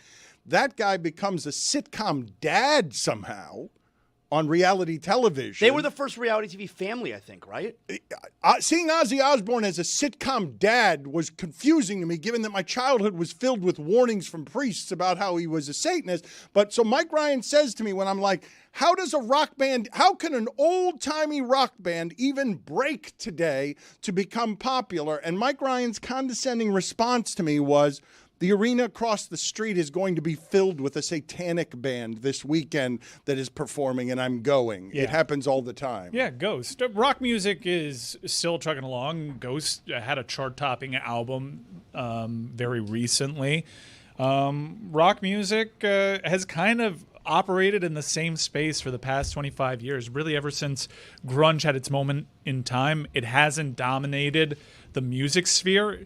Back, you could make an argument rock was at the forefront of what was happening in music. Hasn't necessarily been the case. It's been more indie rock has its moment in the early 2000s. Radiohead popped in the late 90s, kind of taking it from grunge a little bit. But there's still very good rock music being made, very interesting music being made. There's a band called Turnstile that's blowing up this summer. Bands like Idols and Fontaines DC that their arrows are pointing up. I do think that rock music is eventually going to have something to say, and kids are going to gravitate to it because that's just the cycle of pop culture. Were you moved by Ozzy Osbourne and Black Sabbath this weekend? I was super moved. And by the way, to that point, like rock music was huge in the 60s, had very similar lulls in its popularity in the 70s and 80s, comes back in the 90s. So for this specific genre of music, at least in this country, it's not uncommon for it to kind of go away and not be at the forefront of everybody's mind musically, and then all of a sudden blow up and have its moment. Is this the moment? I don't know. Maybe not. We'll see. There needs to be an American band that does what kind of Turnstile does on a much larger scale. But watching the Ozzy Osbourne clips, because when they announced this show, I'm like, okay, one last cash grab as this dude who can barely walk is going to fight through these things. And well, he couldn't walk. I mean, they brought him out there on a throne. He sat on the throne the whole time. Sat on the throne the entire time, and I had no idea that the programming around this, they had a rotating stage. Yeah. So bands would set up behind the bands that are going on. Isn't that great when festivals have the rotating stage? I love that. So you don't miss a moment of the action. They just rotate the stage, and boom, there's Metallica ready to go. There were so many great bands that were of Black Sabbath's time, well, not necessarily Black Sabbath, but Ozzy solo time of the 90s, and contemporary acts over there. It was really a dream card of rock legends. And it was quick. Legends. It's like each band, even like Metallica, they only had like 15 minutes. It was just every a giant show of respect for what Ozzy Osbourne and Black Sabbath meant as edgy people who really shook the core of America because, among others, the church was really mad about the existence of Ozzy Osbourne. For those of you who don't know any of Ozzy Osbourne's controversies, you can find some of them for me, but one of them was that he was on stage early in life and just bit the head off of a bat. Bit the head off a bat. That adds to the legend, and obviously kids would gravitate towards that because it was scary. The church would warn, your parents would warn, and people are naturally rebellious, and sometimes they'll gravitate to conservatism or back then satanic rock music. But what was really cool were the supergroups that they formed. Steven Tyler, who, keep in mind, Aerosmith retired. They broke up. They're done touring because Steven Tyler could not do it day in and day out. But man, I guess he rested his voice for this one show. He knocked everybody's socks off. It was an unbelievable performance. And I guess the real cool moment of the night was Ozzy sounded pretty good for someone that was stationary.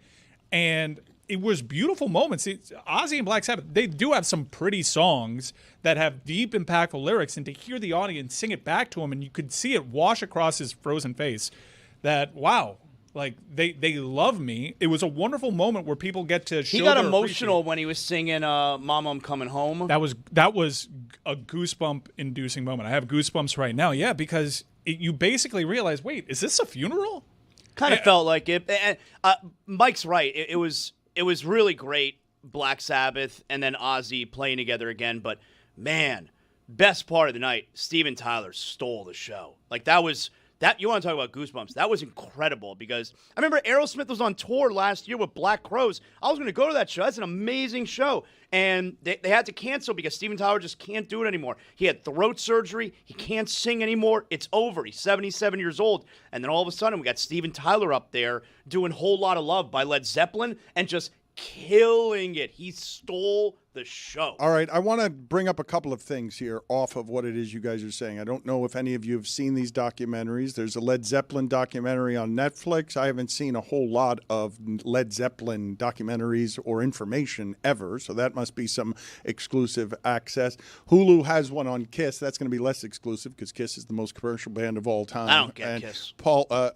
Ace Frehley, Paul Stanley. Let me think for a second here. The lead singer of Kiss is Paul Stanley, and his voice is shot too. You have Paul and you have Gene occasionally that comes in. Yeah, they were all. I mean, they're older. I don't know if that documentary is any good, but I have told you guys before, and I will tell you again, that some of the best music and television that I have ever seen is the Kennedy Center when they are honoring Led Zeppelin, and they're doing so with the lead singer of Heart and an orchestra. I urge you to check it out, and you see what you guys are talking about, where Ozzy Osbourne is moved.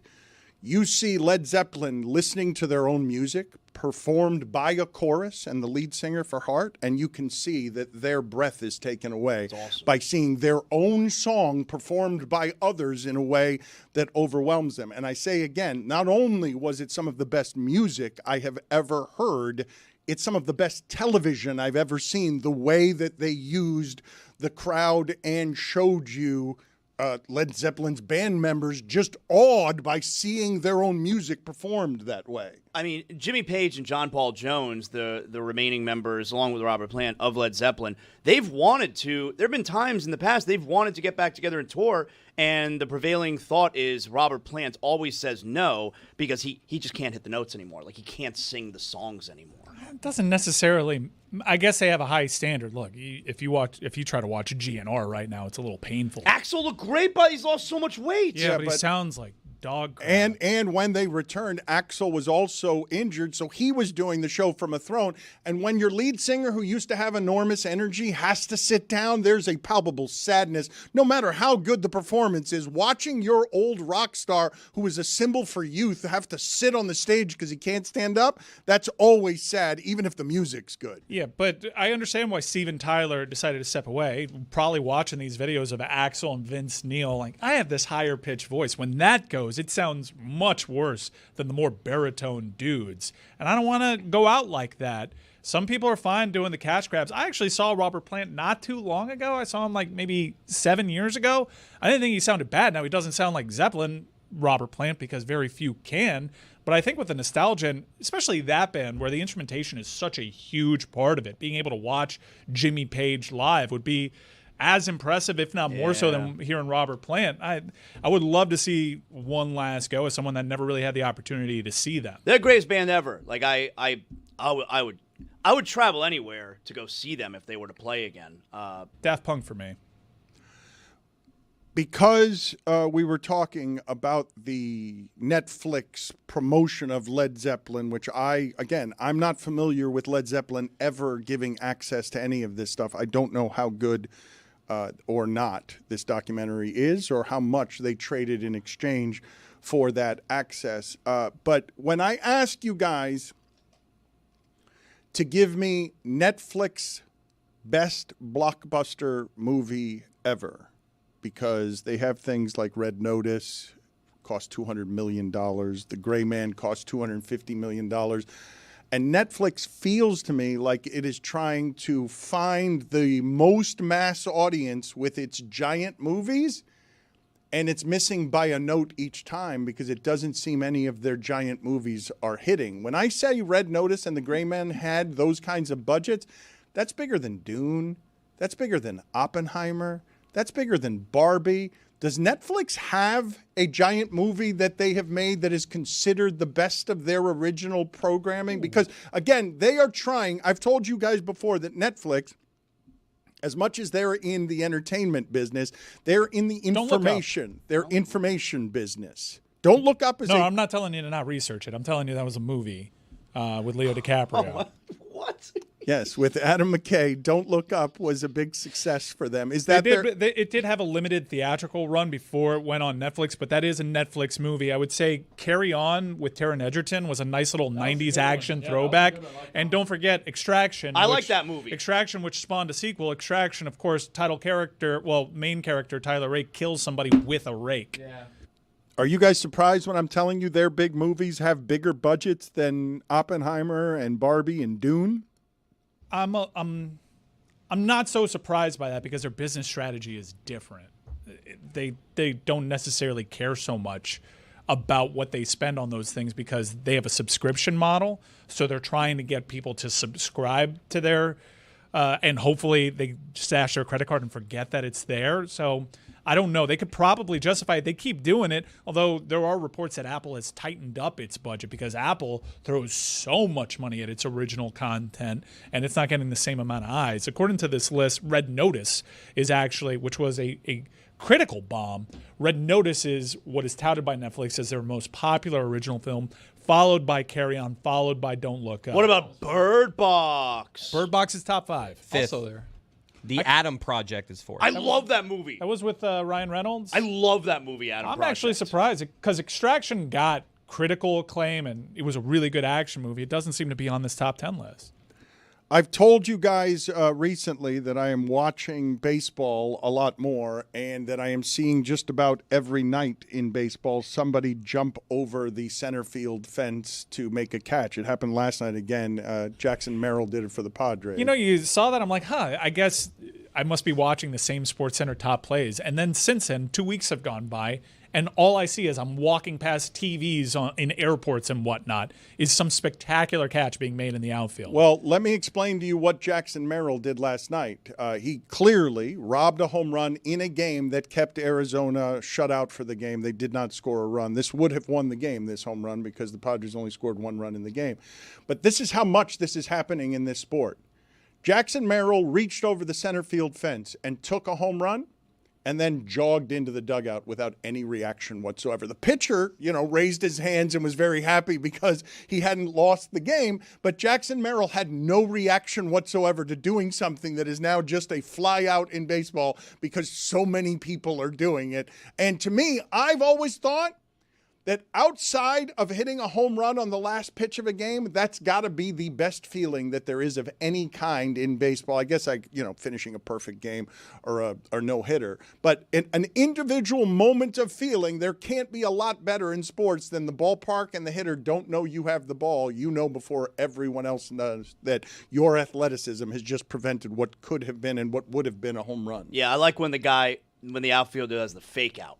Where you don't know if he caught it, and he just kind of jogs away from the wall. You're not sure yet. Takes a few steps, and then he pulls the ball. I got this shit. I see you're jumping over the fence and robbing a home run, and I have another play that I think is just as exciting. But you're if not raising. More exciting From last night. So you call probably. and raise. Well, he's going to try and raise me. I don't think he's got me, though. I think I got the nuts. He thinks he's got the nuts. Well, I just said I see.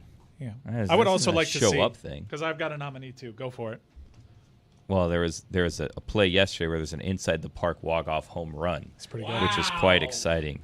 And it was a rare one where normally an inside the park home run is sometimes bases are cleared, someone falls over, whatever. San Francisco has that weird wall that's like at an angle and it has the bricks, so sometimes it'll hit it and it's like a hard ricochet, so it ricochets off of that. Now the Giants at the time were down 2 runs. Zaz, there were 2 runners on base. I know. When this happened. So If they both score, it's tied. Can you imagine if they lightning both struck? score, it's tied. Now, if the batter scores, They win. they win. And guess what happens? Well, what happened? Batter scored, they won. Yeah, 3-run inside the park, walk-off home run. First walk-off home run, inside the park, walk-off home run by a catcher since 19-something. It wasn't even close. Like, you'd think inside the park home run had to be close at the plate. Not even close. Not even close. All right, I see, and I'm going to go with a play at the plate to end the game. League of Their Own style or Pudge style. Pudge I would style say strong. if you drop somebody in that didn't watch any sports in America and they saw the end of that Giants playoff game where Pudge just gets up and starts holding the ball That up. was the first time and ever a series ended play at the plate. He was like so full of testosterone. I don't know what was going on there. That was Must it. have been really freaking amped. Just testosterone. But just like to the crowd, Why like do you think he how was can you amped? not get juiced for that? Yeah. What What caused the a ending? series end. Oh, God. I mean, Dottie, I remember where I was when that happened. Dan, do you remember where you was when that happened? Where I was. Remember where you Yeah. was? What were you saying, Chris? Dottie Henson dropped that ball on purpose. She felt bad for her sister Kit. Like, that was I wasn't moved by that. I thought she did that on purpose. Patrick Bailey is the catcher for the Giants. I'm stunned that there has been another game in Major League history that has ended with a catcher hitting a walk-off inside the park home run. I'm surprised that that has happened more than once in the history of baseball. But to Billy's point that feels better than robbing a home run, Patrick Bailey himself said, and this was a funny quote, when they asked him how he was feeling, he was like, "I'm tired. I wish it had gone over the fence." So it doesn't seem it doesn't seem like that would feel quite as good if you're panicked and running around the bases in total fear because you're a catcher who doesn't expect to win the game with an inside the park home run. He's definitely such a huge liar because if you're watching the replay, like when he's rounding third, the crowd is going bananas. It's so much better than if it were an actual over-the-fence home run. Well, the thing with that one, too, like that you see on the video, is when he hits it off the bat, everybody thinks it's a home run as it is. So, like, you're standing up and like, yeah! And then it hits the wall, and you're like, huh? Yeah! Because you see that it just skips by the outfielders, and then there's the chase, and he's running around, and he has to get home. And again, they were down 2 runs at the time, Zaz. So if both runners on, score, tie game. If all 3 score, game over. Just as good as hitting it over the fence. But more prolonged excitement. Tony, would you do me the favor of explaining to me and looking it up for me why a crowd would go bananas? Why bananas is the fruit of choice there on going bananas to make it something that identifies as crazy? Because I'm not familiar in any way with why it is that bananas is the go-to phrase there. You can't go apples. It's just I would silly. think that you could go apples, though, if the phrase forever had been apples, because then we'd be saying you can't just go bananas. I think we've talked about this and suggested going coconuts. Coconuts is good. Would be good. Coconuts. Well, bananas doesn't make any sense, though. I don't know why it is. sense to Is it me. 'cause- how does Yeah. it make sense to you? Because What- that's the way it's said. Yeah, because Right. his shit is bananas. Is it because a B-A-N-A-N-A-S. banana is curved? Like what? It's not straight? Like what? The origins are debated. The phrase is likely linked to a behavior of primates when they encounter bananas, which could be quite energetic and frenzied. There you go. Okay. We go bananas. Well, banana. Yeah. Yes. Oh, I took it away. This is why people also say, "Oh, that person's going ape." Because so I was not familiar with the fact that apes went a special kind of crazier than other animals when That's how they with food. at Zoo Miami when Ron McGill walks up, they go ape shit. They get excited. They know him. What's up with their That's asses, man? true. It's so gross. I feel Their bad asses for are them. gross. Yeah. They need to see a dermatologist. I was just about to say. Yeah. No small talk first.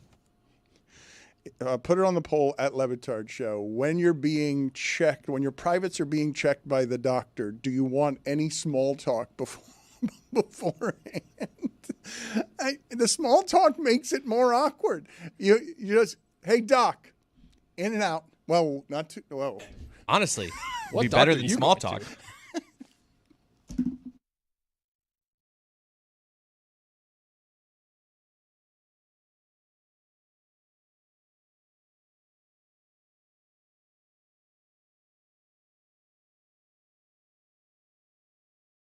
Back in my day.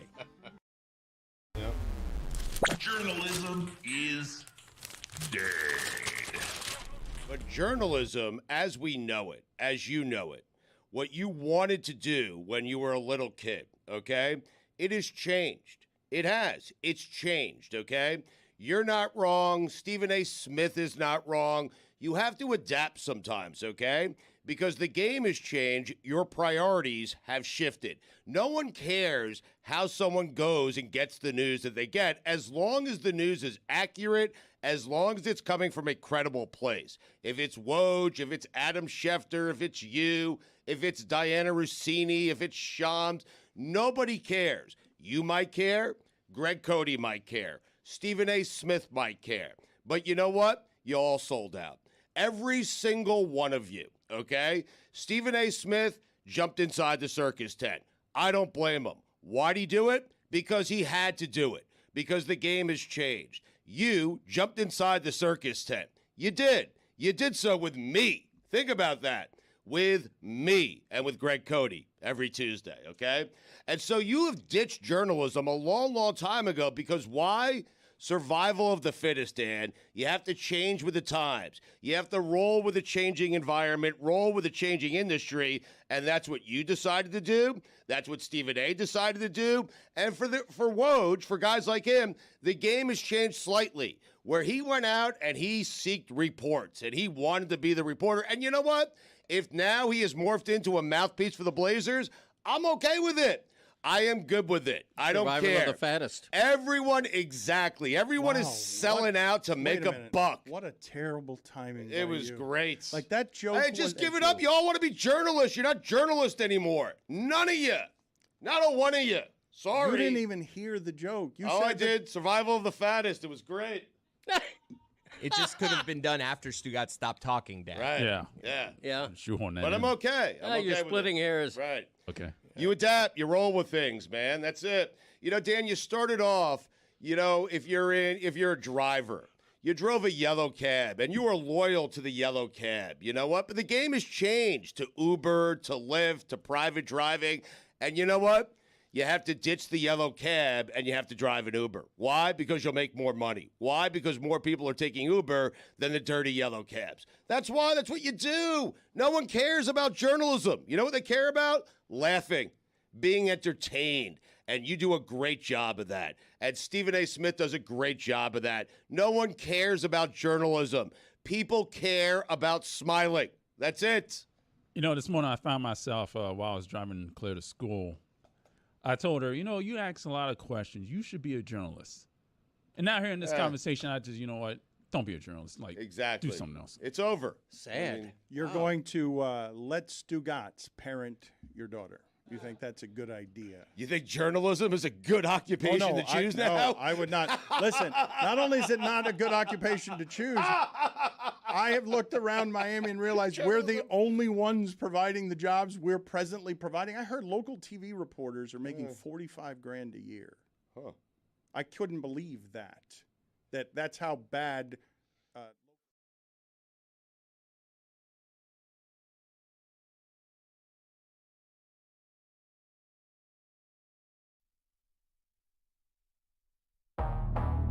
He's America's foremost authority in sports media. What a pathetic distinction. But he is nonetheless your favorite critic's favorite critic. Another pathetic distinction. But please welcome anyway the man who proved the first word in media is always me. And you can't spell mierda without the letters in media. He's never wrong. He's always right. Ladies and gentlemen, a bigger gas bag than my son, Nick Wright. Very exciting. Nick Wright is here. We're always excited to see him. Congratulations on getting the Poppy intro. That is the highest honor. It's a legit honor. Yeah, yes, absolutely. And I felt a little badly because the last time I was on here, it was a little too self-congratulatory and talking about me and Tony Reale when you guys were basking in the glory of a minor sports championship. And now I'm doing it again because I'm so I've never met Poppy.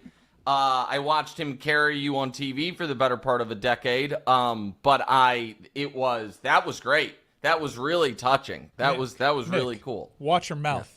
Back-to-back minor championships. Okay, yeah, that's right. Back-to-back minor championships for a mini dynasty. How about that? Look at what go Cats. Cats roar. What do you guys say? I don't know. Yeah, you got it exactly right. Cat. That's the motto. Cats roar. Exactly. Purr, maybe a bit. Good to see you. Better hair this time than last time. What are you talking about? Did you object to Nick saying it's a minor championship? Yeah, the Stanley Cup is the most prestigious of all the sports trophies. Hey, minor. Well, I mean, I don't know. I mean, if we're really gonna do that, the World Cup trophy is a pretty substantial one. I'll take back. We're talking about in our North American sports. It's a terrible trophy considering how hard it is to win, and also the design has been changed. That it's small. I get that. I understand that. But again, you're talking about when you say our North American sports, you're really, if you're including hockey, you're really opening up the aperture to. Yeah, I don't know what you get for being the best ultimate frisbee team in the world. Like I'm familiar with the major sport trophies, the Larry O'Brien, the Vince Lombardi, and the World Series. Like those are the ones I'm familiar with. But again, so I can't speak to it. I know it's cool. I'm happy for you guys. I probably wasn't the greatest timing for me to come on hours after you guys had completed your mini dynasty. Is it possible to be the best trophy but not the best championship? Oh, definitely. Absolutely. Of course. Like, I don't know, again, now I'm really out of my depth here a bit, but I don't know that the Oscar trophy is the best acting trophy, but it's obviously the pinnacle of achievement. So, yeah, of course it could be the best trophy and not the best championship. Just like you guys can have the coolest studio but not be the best show. Like, I mean... I'm not saying that's the case. I'm simply saying that could happen. So we don't have the coolest studio? No, maybe it's both. I was just pulling things. Sounds like you're saying it's neither. Nick, no, I'm not saying anything. What are you saying, Nick Wright? A for instance. See, Dan, this is why we should have started with LeBron. We should have. Yeah, I don't know what I feel attacked. Ultimate frisbee is insulting. Like what he just did there with ultimate frisbee, frisbee, that's offensive. For a guy that likes to pick. All right, you know what? I'm on in Miami. Let me be more fair. What do you get for winning Hialeah? Well, you win the Commissioner's Cup, the Battle Court. This team wouldn't know. It's been a while. It's been a while. We won the first one. This dedication to that damn Manu is killing the team. I've been telling you for years. We own a highlight team, so you've insulted us a few. They draft the same team every year. Nick. You think I just pulled Hialeah? Of course I know Nick, that. Let's advance a conversation. Yeah. Why is Patrick Mahomes considered fat, and how do you think his body's going to age? Let's get that. Let's get another picture. The annual tradition of Patrick Mahomes looking like he's got a bit of a dad bod. Here you go, Nick. Okay, this is the peak male physique given his job, first of all. Second of all, you guys, this is such a funny thing that this has come up because Pro Football Talk and Awful Announcing and everything are saying Kansas City radio host. But the guy at play here, not only is he no longer a Kansas City radio host, but he is also, I joke somewhat about having a list of rivals.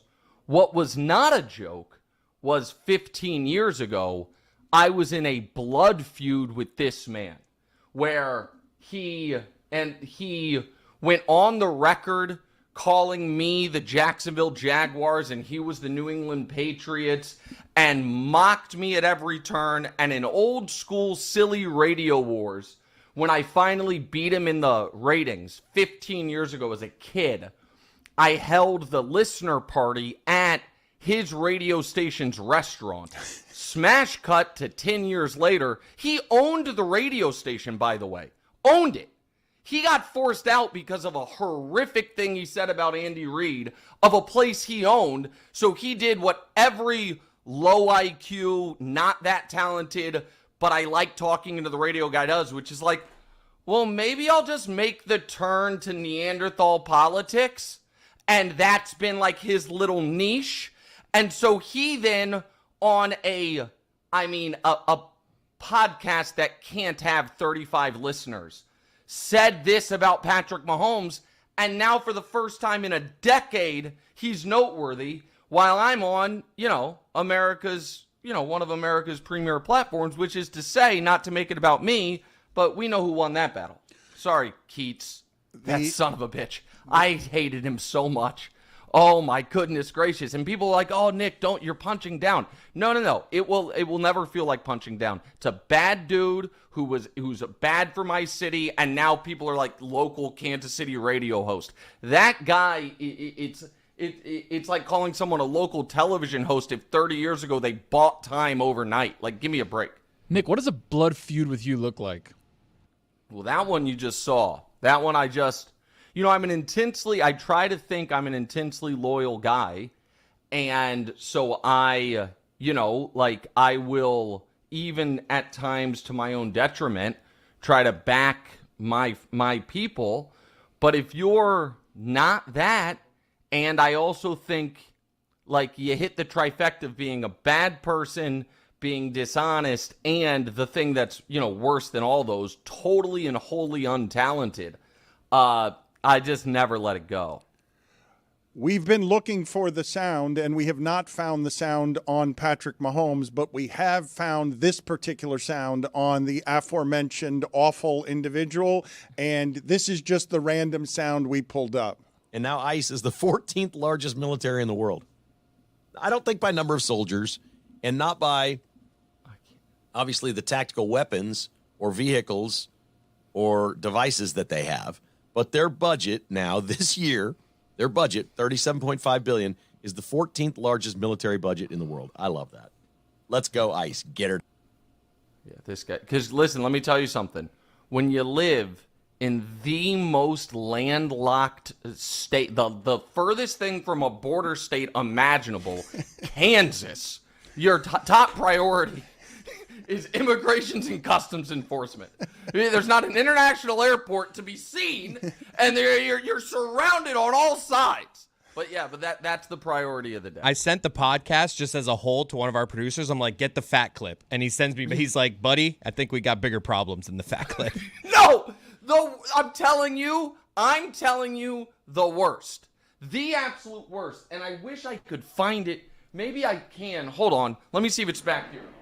Wait a second. Take your time. Yeah, don't worry. I did the thing where you push back with a rolling I love that. chair. That's super fun. Love So pushing back. I have in here somewhere, but I can't find it. You I can find apologize. it. Go. We can hear you looking for it. No, because it might not be in here. Well, go find it. Go ahead and look for it. We'll just put it on the poll at Le Batard Show. Nick, do you love pushing? I might have to walk out of the room That's for fine. a second. That's fine. Do you care? Okay, I'll be right back. Do you love pushing back on a rolling chair at Le Batard Show? Chris, please push the sound for Billy. He's giggling behind you in the background, and it should have a soundtrack as he does that. I mean, Nick should know this given his KC roots, but that area of the country does not shut up about this border war. Good joke at the expense of the border war in Missouri. Little Jayhawks Tigers. Wow. Huh? You like that? I'm going to come up with some fake podcasts to try to trick Nick. Kansas City and Missouri football. I'm trying to think of a rivalry. Just heard him yell. You heard him yell from I think another. I found it. I found it. All right, sorry. Good payoff. So, here's the deal. So when I referenced that the guy said he was the Patriots and I was the Jags, that is in a way too long, like literally 12,000 word piece that was written on me that I thought was going to be like, this kid from Kansas City is making waves on the radio and gonna take down the establishment. And instead, it's this. What's wrong with Nick Wright?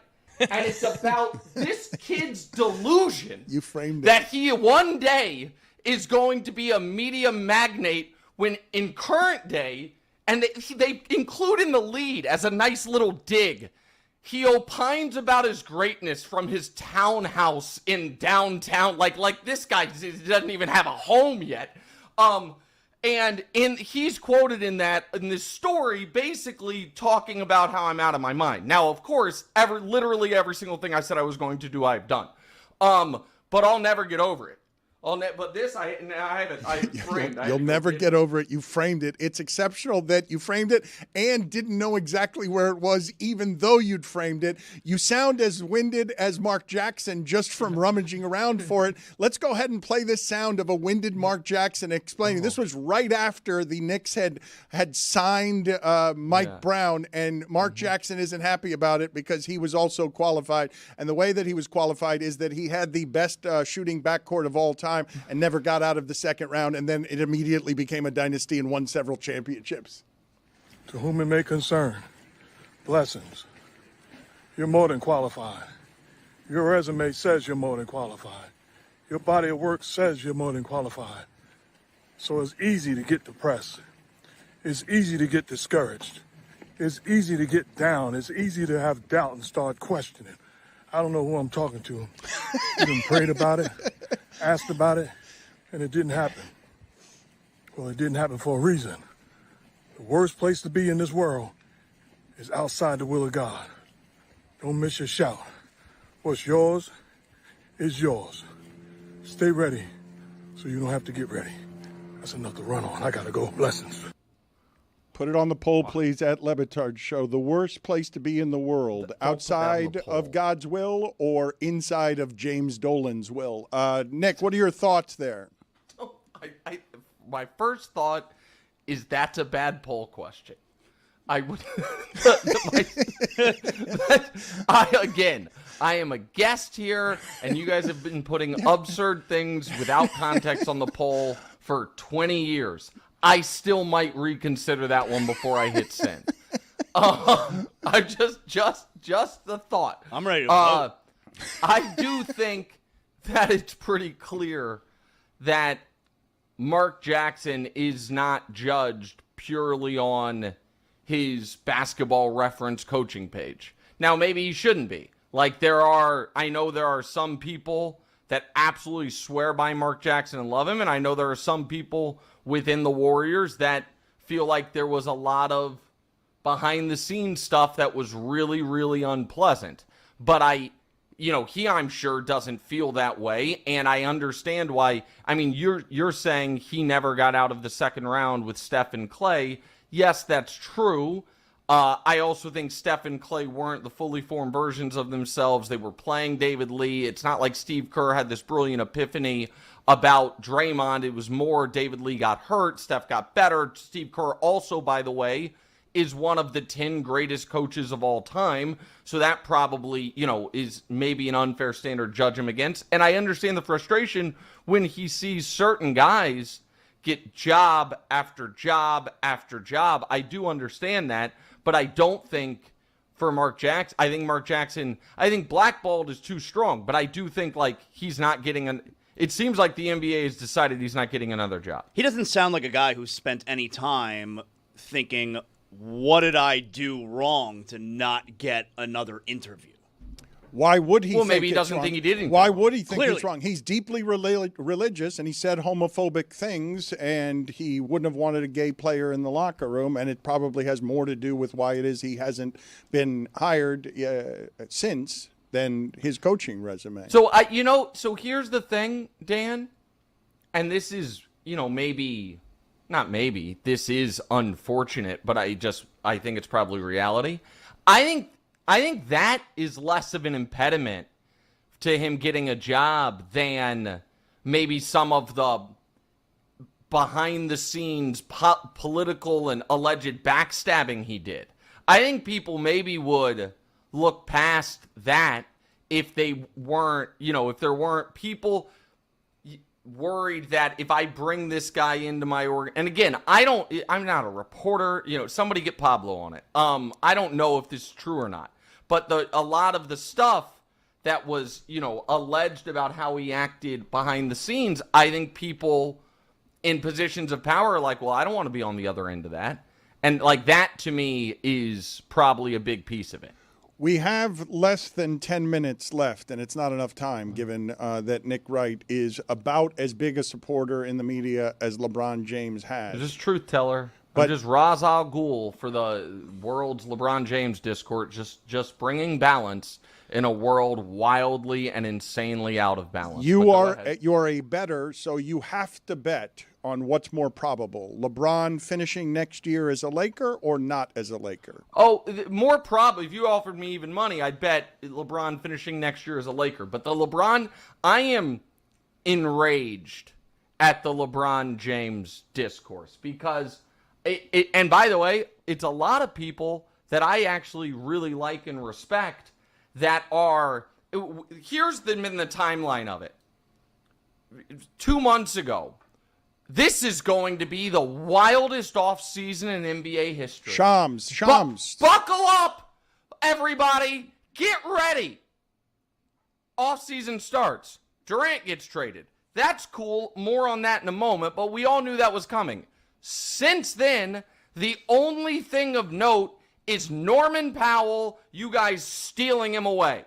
And credit to you guys, Norman Powell's a nice player. Also, it is not lost on me that the only moment in anyone's life where they've actually spent real time pretending to care about Norman Powell was when they were like, won't someone think of Norman Powell in the 4 minutes in the All-Star game he could have gotten if LeBron would have just told him he wasn't going to play? Somebody think of Norman Powell. But I digress. Then, in the middle of all of it, the greatest, or at worst, second greatest player of all time, who's never been traded, who's never been the subject of trade rumors because he honors his contracts, and no team would ever trade him, even when they were offered prime Kobe Bryant for him, and he was 22 years old, they wouldn't trade him. He might be available. And the collective media has been either a shrug or open annoyance. Oh, I guess we're going to do this again. Another summer of LeBron. I'm sorry, you'd rather talk about the second apron some more? We'd rather talk about Jonathan Kuminga's restricted free agency offer? I'm interested in LeBron for Karl Anthony Towns, who says no. I'm interested in, are the Lakers being derelict of responsibility by allegedly prioritizing cap space in 2 years when when they have Luka Doncic and LeBron James on their team. And now back to the Durant thing, because everyone's response has been, well, it's a 40-year-old LeBron James. Last year, if you were not named Joker, Shea, Giannis, Tatum, Donovan Mitchell, you finished behind LeBron James in MVP voting and in first-team All-NBA voting. He was, by the voters, of which I'm not one, the 6th most valuable and the 6th best player in the league last year. We just saw an old player who he is better than, Kevin Durant, be traded for a decent amount of stuff, and the universal reaction, myself included, is, what a great trade by the Rockets. They could win the title.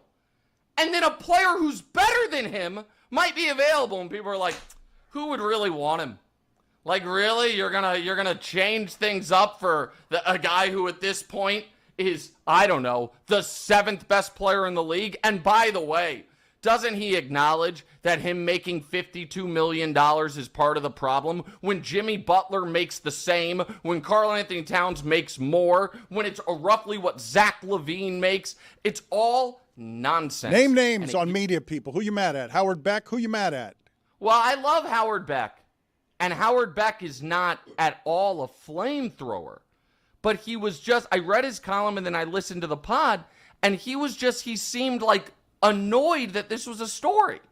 And I don't get it. I don't understand. So, and you mentioned Howard, not me, and how, like, I think Howard's great. I just don't. Well, you didn't mention any names. You just said in general. You didn't mention any. Yeah, I don't. Yeah, it's the general,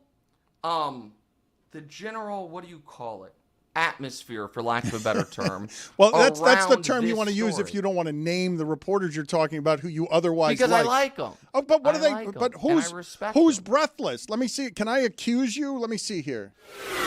Straw man. If you don't name names, then it becomes a straw man. If you're just saying they say or many people are saying, like you, it's. Well, see, now listen. I know what you're trying. You're trying to bait me into a viral clip or an awful announcing piece, and you know what? It worked. Your guy Simmons. I mean, Bill. How many? How I got to listen to more about how Go listen, on. yes, LeBron James is good. But at this point, every time he does a pod, he goes from 13th to 15th to 17th best player. We just saw a season that you can't if LeBron's making $52 million, you can't win a title. In what world? In what world is the 6th or 7th best player alive being the 13th highest paid player an impediment to winning? And in what? And again, if your belief system purely was that, well, it's just at that age, except you worship at the altar of Steph Curry, who LeBron James is better than in the Olympics, in the regular season, right now, Kevin Durant, who LeBron James is better than. Like, what are we talking about? Like, just, again, I am just trying to be fair. That's all I ask for anybody. Just be fair. And when Bron does something that I think is wrong or it doesn't play well or takes a shot at Wendy, which I thought was unnecessary and misguided, I will say it.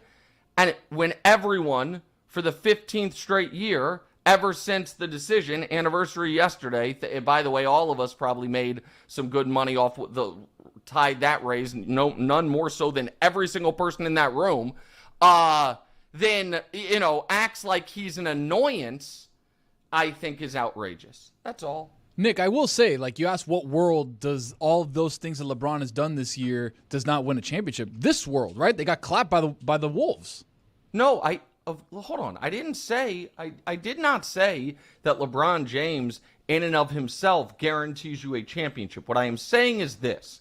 Jimmy Butler, who is in any metric an inferior player by eye test, stat, and availability to LeBron James, comes available, the Warriors trade for him, and we're like, oh my God, can they win the championship now? Kevin Durant, who is less available and by any metric, slightly, but an inferior player still to LeBron James, gets traded to the Houston Rockets, and we're like, they might win the championship. If Steph Curry were potentially 5% available, everyone would be like, oh my God, and he makes $10 million more than LeBron, and his team was below 500 before they traded for Jimmy. But yes, got clapped by the Wolves. Can you imagine thinking you're a championship contender and losing to the Wolves in 5 games? Just like the Golden State Warriors did. So I'm just asking for an air of consistency. That's all. Well, but Nick, isn't the part that people are annoyed with is the behavior is so passive aggressive. That's what it is. It's like we're trying to decipher code here to figure out what LeBron actually wants. Really? Zaz, I'll be honest. What do you think he wants? I bet you can say it immediately because it's not hard to understand. Either try to win right now or move or trade me. Where's the code? It wasn't passive aggressive, and it wasn't in code, and it wasn't in hieroglyphics. It was very simple.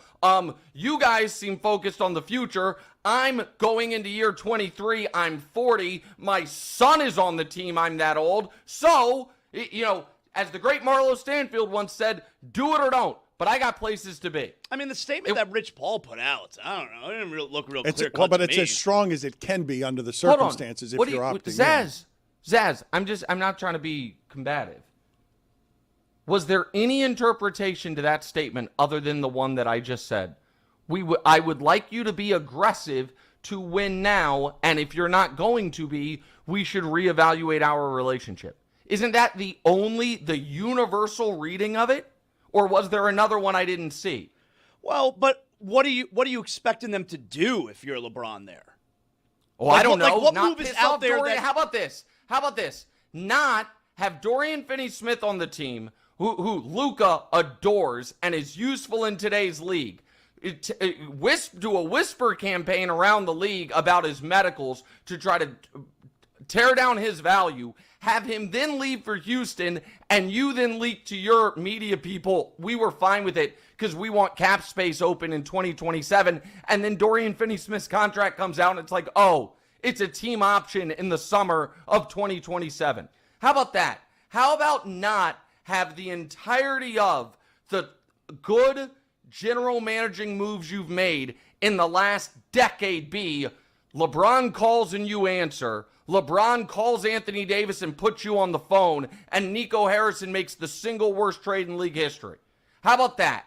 It's not a lot. So why not just opt out if you're LeBron? Opt out. That's the common easy thing to say. Why not opt out? And the answer is because there is a obvious problem with opting out right now, which is if you want max money, Brooklyn's the only one that can get it. Now you can say, no, you've made $1 billion. Take the league minimum, which by the way, for the vast majority of contenders, all they could offer you is the literal league minimum or something very close to it. You know as well as everyone in that room, if LeBron James had opted out and taken the minimum to sign with Denver or wherever, universal fake ring. Oh, give me a break. Yeah, stacking the deck. Another LeBron James con job and unfair to the other players. Now there's an expectation. There was no scenario. Oh, Nick, so LeBron, why not opt out, take less to give the Lakers more flexibility? Again, that's not a thing that existed. If LeBron took a salary from $52 million to $15 million, you know how many dollars in cap space that opens for the Lakers? 0. So again, this is my frustration. Finish the thought, somebody. Opt out, take the minimum, sign with who? Fine. If anybody that acts like, had he done that, it would have been like, wow, good for LeBron. Selfless, cares about winning. When the entire narrative would have been stacking the deck, fake ring, all this. We all know it. And the other piece of this, nobody's ever done that.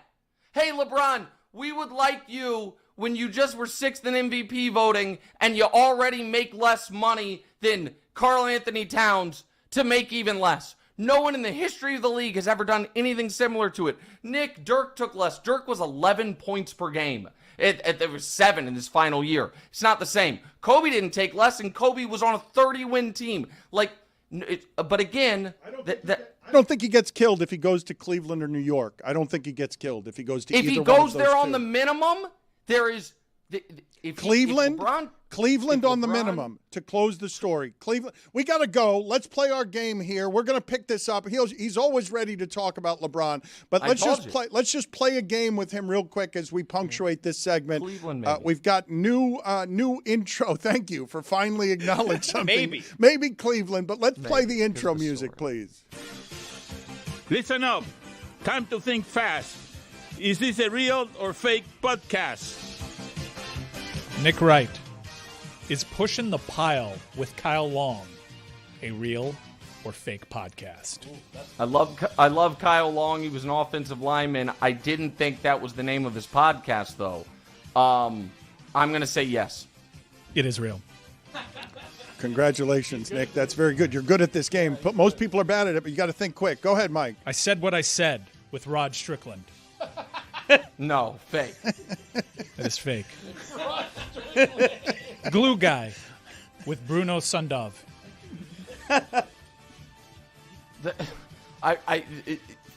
Real. Why do you have to think about that one? That one's fake.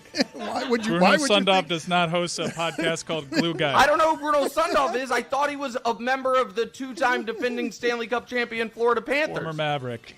Make No Mistake with Kenny Anderson. Make no mistake with Kenny Anderson. Fake. That is fake. Say It With Your Chest, featuring John Henderson and Albert Hainsworth. Albert Hainsworth? And John Henderson? Teammates in Tennessee. You know what? Real. No. That one's fake. Better Recognize with Calbert Chaney.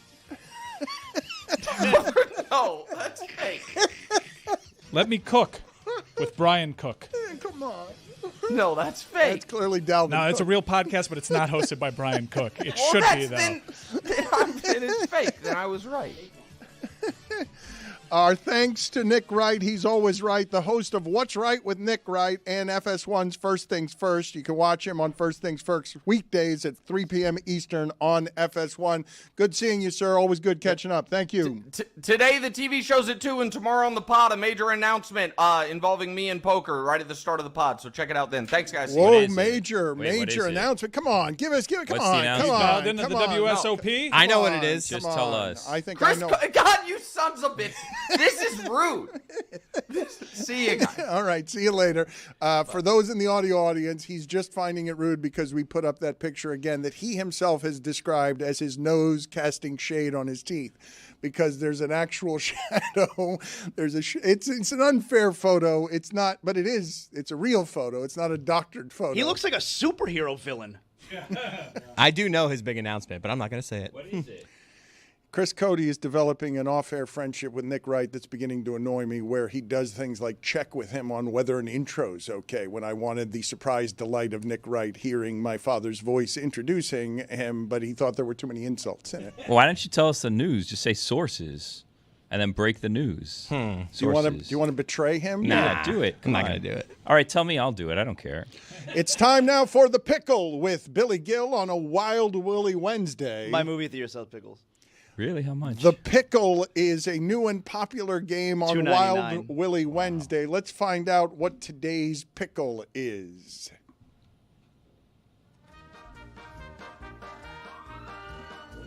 All right. Hi, guys. It's me, Billy. Hey, Billy. Hello, Billy. So I have a question for you. I was in a pickle the other day. So I was driving down the street, and I saw walking on the street a former sort of coworker on the street. I was driving a sort of former coworker because they weren't actually coworkers. They just worked in the same building as us, but we had different employers in the same building. But I was friends with this person at the time.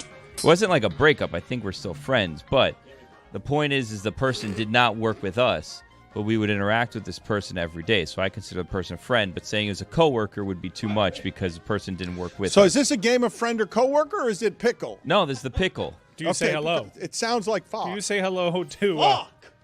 Well, so the person is there waiting across the street. I'm waiting at the light, waiting to turn. Do I say hello to this person or not? Because the person doesn't see me. I'm just in my car. And again, not a coworker, worked in the same building, but not the same employer. You mentioned all of that. Is it Ron St. John? This feels like a good spot where you can say hello and you don't have to do a stop and chat. So, like, you get credit for saying hello without having But then what do you do? Do you stop and say hello, and then if you get the lead light, you wait, and then the people behind you get mad, or what do you do? I think it's a double honk. A honk. Hey! Besito! Wait, is it Ron St. John? No, was it Ron San Juan from Mexico? Is he still with us? Whoa, Ron? Dan. I think so. It's I know just a Gary question. Blau isn't. What? No. It's just a question. I think that is a honk, a light honk, and at a very least a point situation. That's a Okay. That's Gotta throw a one, point. That's one index finger, Dave but Corey? and probably with a honk. Now let me give you a one-up. This person was wearing AirPods at the time. So now it's kind of like, was this person even going to hear me if I do this? Because I could very easily just keep driving, get away, no one would know. Ever. Was it Laz, the IT director? No, it wasn't Laz. I had a situation like this in Vegas. This is going to take a dark turn here, unfortunately, but it is something that I remember with a decent amount of guilt. I was in Vegas and saw a friend of mine at a nearby table that I knew from college and hadn't seen in about 15 years, but I didn't want to catch up. And so I just kept moving. And then, no lie, 5 months later, hit by a bus. Like, actually hit. God. Yes, actually hit and killed by a bus. Lucky you. You never had to be in that situation again. Lucky me. Yeah, That's that's what you were exactly thinking, what I was probably. thinking. It's what I'm still thinking. Well, you said you didn't want to talk to them. Now you don't have to. Do you regret not talking to them? Yes. You yes. do? Yeah. Well, I'm bringing it up because I don't know. I don't know about that. I don't know about that. Well, Was it Ron St. John? I think he thought it was not going to happen again. It didn't sound like from my laughter like I regretted that. But the reason that I brought You seem up, pretty broken up about it. But the reason I brought it up is because I still carry the guilt of all of that story that I'm telling you. That if I had to do it over again, I would indeed do it differently. differently. You're not giving off much guilt. I gotta could be tell honest you with felt guilty, especially when you were giggling. Yeah. And then he died.